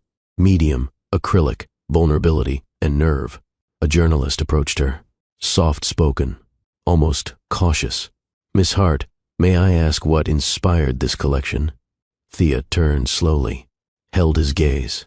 Shame, she said, and what it looks like when you burn it to the ground. He blinked, and she added, voice velvet and steel, I spent years editing myself for people who didn't deserve the final draft. Another woman stepped forward, older, gray curls tucked into a scarf, tears in her eyes. "I brought my daughter," she said. "She just turned 18. I wanted her to see what surviving with style looks like." Thea smiled, and something unspoken passed between them. Not applause, not fame, but recognition. The kind that only those who've stitched themselves back together without anesthesia can share. Connor found her by the farthest wall. The last painting. It was different from the others, less polished. Rough brush strokes. Chaos. Two lovers tangled beneath an olive tree. Their faces blurred. But their hands were clear. Gripping. Holding. Not letting go. Beneath it, a single quote. "He loved me even when I couldn't paint myself whole." Connor spoke first. "You didn't tell me you finished it." Thea looked at the piece, then at him. "I didn't know if I could," she said. "Not until you let me love you too." He nodded slowly, absorbing the weight of that, then offered his hand, not as a statement, not as a spectacle, just as a man standing beside a woman who had become fire. She took it. The gallery didn't erupt into cheers. No cameras flashed, but it didn't have to. This wasn't about being seen anymore. It was about being felt. And everyone in that space, strangers, friends, critics, survivors, they felt it. The art, the truth, the raw courage it took for Thea Hart to stop hiding, and to name her exhibition and her heart for what it finally was, unashamed. The conference room wasn't grand, just glass walls, rows of chairs, and a podium with a single mic. The kind of setup designed for crisis management. But Connor Navarro didn't walk in like a man in crisis. He walked in like a man who'd already made peace with himself, with the past, and with the firestorm waiting to greet him. He didn't wear a suit, no tie, no cufflinks, just a crisp white shirt, sleeves rolled to his forearms, 2 buttons undone. He looked human, not a brand, not a statement, just him. Reporters murmured as he took the mic. Phones up, pens ready. They expected an apology, a rebuttal, a denial. Instead, Connor smiled. "Good afternoon." No prepared statement, no legal counsel beside him, just air and truth. "Before we begin," he said, "let me make one thing clear. I'm not here to argue or to defend. I'm here because I'm tired of watching strangers narrate a life they've never lived." Silence. Then a hand shot up. Tabloid reporter. Blonde. Sharp smile. "Mr. Navarro, is it true you've been in hiding with Thea Hart?" Connor tilted his head, then leaned forward into the mic. "In hiding?" he echoed. He smiled wider. "No, I've been living. There's a difference." Laughter, nervous, scattered. He let it land, then gestured toward another reporter. "Go ahead." A man in a navy blazer adjusted his glasses. "Is it true you left the company board because of the rumors surrounding your orientation?" Connor didn't flinch. Instead, he tucked a hand in his pocket and said, "I left because I didn't. I'd want to sit at a table where people confuse power with performance." A pause. "And, for the record, I'm not ashamed of anything I've done in private, as long as it was honest, mutual, and left both parties smiling." A ripple of laughter followed. This time, warmer. Another question came in rapid fire. "Are you bisexual? Did your ex-wife fabricate the claims? Is Thea Hart your new partner? Will you be returning to the CEO role?" Connor raised a hand, then gave a single reply to all of it. "Some stories," he said slowly, "are best told in whispers and moans." The room froze. And then, collective intake of breath. He let the silence stretch, then leaned into the mic once more. "And if you're not the person I shared those moments with, respectfully, they're none of your business." One woman in the back clapped, softly at first. Then others joined. Not a standing ovation, not forced, but real, respectful. Connor looked up and caught Thea's eyes through the glass wall behind the media section. She stood there, arms folded, expression unreadable but her eyes shining. That was the only approval he needed. A final question came from a younger journalist. "Mr. Navarro, what do you want people to remember you for?" He paused. No smirk this time. Just truth. "I used to want to be remembered for being brilliant," he said, "or bold, or impossible to replace." He glanced toward Thea again. "But now, I just want to be remembered as the man who finally told the truth and didn't flinch." He stepped back from the mic. No dramatic exit, no closing statement. He simply nodded and walked away. And with every step, he wasn't leaving shame behind. He was walking towards something far more valuable. Peace. The gallery buzzed with movement. Critics murmured. Guests admired. Champagne flutes clinked. But Thea stood frozen, not at the exhibit, not near her name etched on the placard. She stood in the far corner of the whitewashed space, body still, heart loud. Because through the crowd, on the other side of the room, he was there. Connor, leaning against a column, arms loosely folded, watching only her. He wasn't smiling. He wasn't posturing. He was seeing. And she let him. All around them were photos and canvases, her work, raw bodies, brush strokes of healing, nude forms scarred by life but lit with dignity. People stopped to admire the art. But the real piece was happening between the frames, between them, a truth no plaque could explain. Thea's heels didn't click as she crossed the gallery. She walked as if the floor knew her rhythm, as if the air made room, as if gravity had chosen sides. And when she reached him, neither of them said a word. They stood chest to chest. No one noticed them now. The room carried on. But in their universe, everything else dimmed. Connor's fingers lifted to her cheek, not to possess, just to touch, as if to ask, is this real? Her breath caught. Then she placed her palm over his heart. That was her answer. You came, she whispered. He nodded. Didn't need an invitation. She exhaled. Didn't expect you'd be so calm. I'm not, he said. I'm just done performing. A beat passed. She looked up at him, lashes trembling slightly. They still whisper about you, she said. I know. They'll write more stories. I know. And you're not afraid? He smiled faintly. I'm with you. That's all the story I need. And then, without spectacle, without drama, he leaned in and kissed her. Not for show, not for closure, for beginning. Her hands tangled in his collar. His thumb rested just beneath her ear. Their mouths didn't rush. They remembered. Every silent night, every unspoken ache, every fight that was never fair. They kissed like people who had lost something and found it again, wiser, bruised, still willing. A small round of claps broke out somewhere behind them. They didn't turn. Someone whispered, "Is that him?" Someone else replied, "God, they're beautiful." But Thea and Connor stayed in their world, foreheads pressed together, breath mingling. When they finally parted, she didn't step back.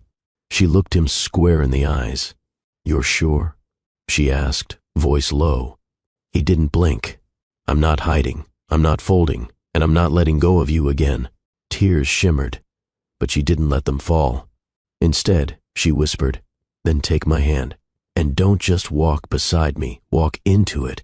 He laced his fingers with hers, and in that one look, the one that passed before they turned back to the crowd, was every vow they'd never spoken aloud. Every truth they didn't owe the world.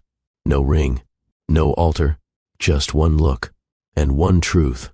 There was no music, no speakers, no playlist cued. Only the crackle of a single candle flickering between them. Outside the hacienda window, olive trees rustled in the midnight breeze. Spain slept. But here, inside the walls they'd come back to as strangers and were leaving as something holier, they stood. Connor extended his hand.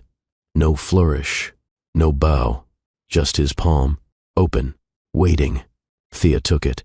Fingers interlocked, they stepped into the center of the room, barefoot, on cold tiles, wearing nothing but soft fabric and softer promises. No one counted beats. No one needed a rhythm. Her head found his chest like it always did, just under the collarbone, where she could feel it. His heart, slow, steady, full. Connor didn't speak. He just wrapped his arms around her waist, resting his chin on the top of her head. Their bodies moved, not choreographed, not trained, remembered. One sway to the left, one to the right. Her fingertips traced slow circles at the nape of his neck. He sighed. "I've missed this," he said, barely above a murmur. "We never had this," she replied. "Then I've missed the idea of it." They smiled, but not with lips, with bodies, with breath, with the way her chest rose against his, and the way his arms circled her like protection and prayer. Candlelight danced on the wall, casting two shadows that moved as one. They turned slowly, as if time had no deadlines. Each sway was a memory rewritten. Each pause was a vow unspoken but known. He pulled her even closer, so close she could barely breathe, so close it felt like safety. And then he whispered, "This right here. This is how I want to spend every argument's end." She looked up, chin against his chest, eyes wide. "No slamming doors?" she teased softly. "No," he said, voice heavy with emotion. "Only slow dances. Even if we're mad, even if we're wrong, we come back here." Here? To the quiet. Their foreheads met. No audience, no cameras, no vows rehearsed, just her heartbeat syncing with his. "I don't need music," she whispered. "You've always been the rhythm." He pressed a kiss into her hair. "You've always been the reason." They didn't stop dancing. The candle kept flickering, and the night held its breath, just for them. Because some endings don't need noise, just a whisper, and a slow, sacred dance in the dark. They didn't speak much on the walk home. Didn't need to. The moon cast silver puddles across the cobbled streets of the Spanish village. Their hands stayed linked. Her thumb kept sweeping across his knuckles, like a quiet Morse code for stay. He kept glancing over, not because he feared she'd vanish again, but because he still couldn't believe she was choosing to stay. They passed the town square, empty now, just wind rustling through the orange trees. A stray cat slipped past a corner. Thea let out a soft chuckle. "I used to walk this path alone," she said. "Same roads, same shadows. But it never felt this whole." Connor squeezed her hand. "That's because it wasn't, not yet." Their hacienda appeared up the lane, bathed in low amber light. One of the lanterns flickered. Thea smiled. "Even the lights are exhaling," she said. He looked at her, studied her face like it was a final painting in a gallery he never wanted to leave. Then he turned toward the door. The same one. The one he once slammed after humiliation.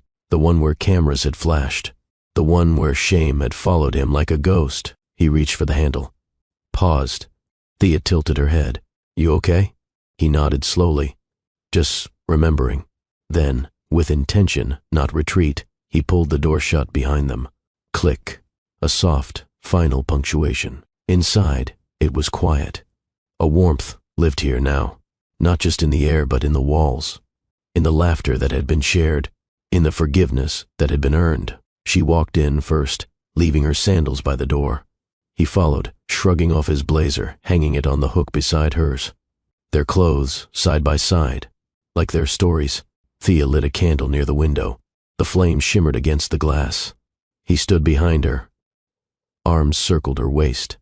Chin rested atop her head. "Do you regret coming back?" he asked. She turned, met his eyes. "No, I regret leaving without letting you speak." His voice cracked, just a little. "I would have said I didn't know how to love right." She stepped closer, placed her palm over his chest.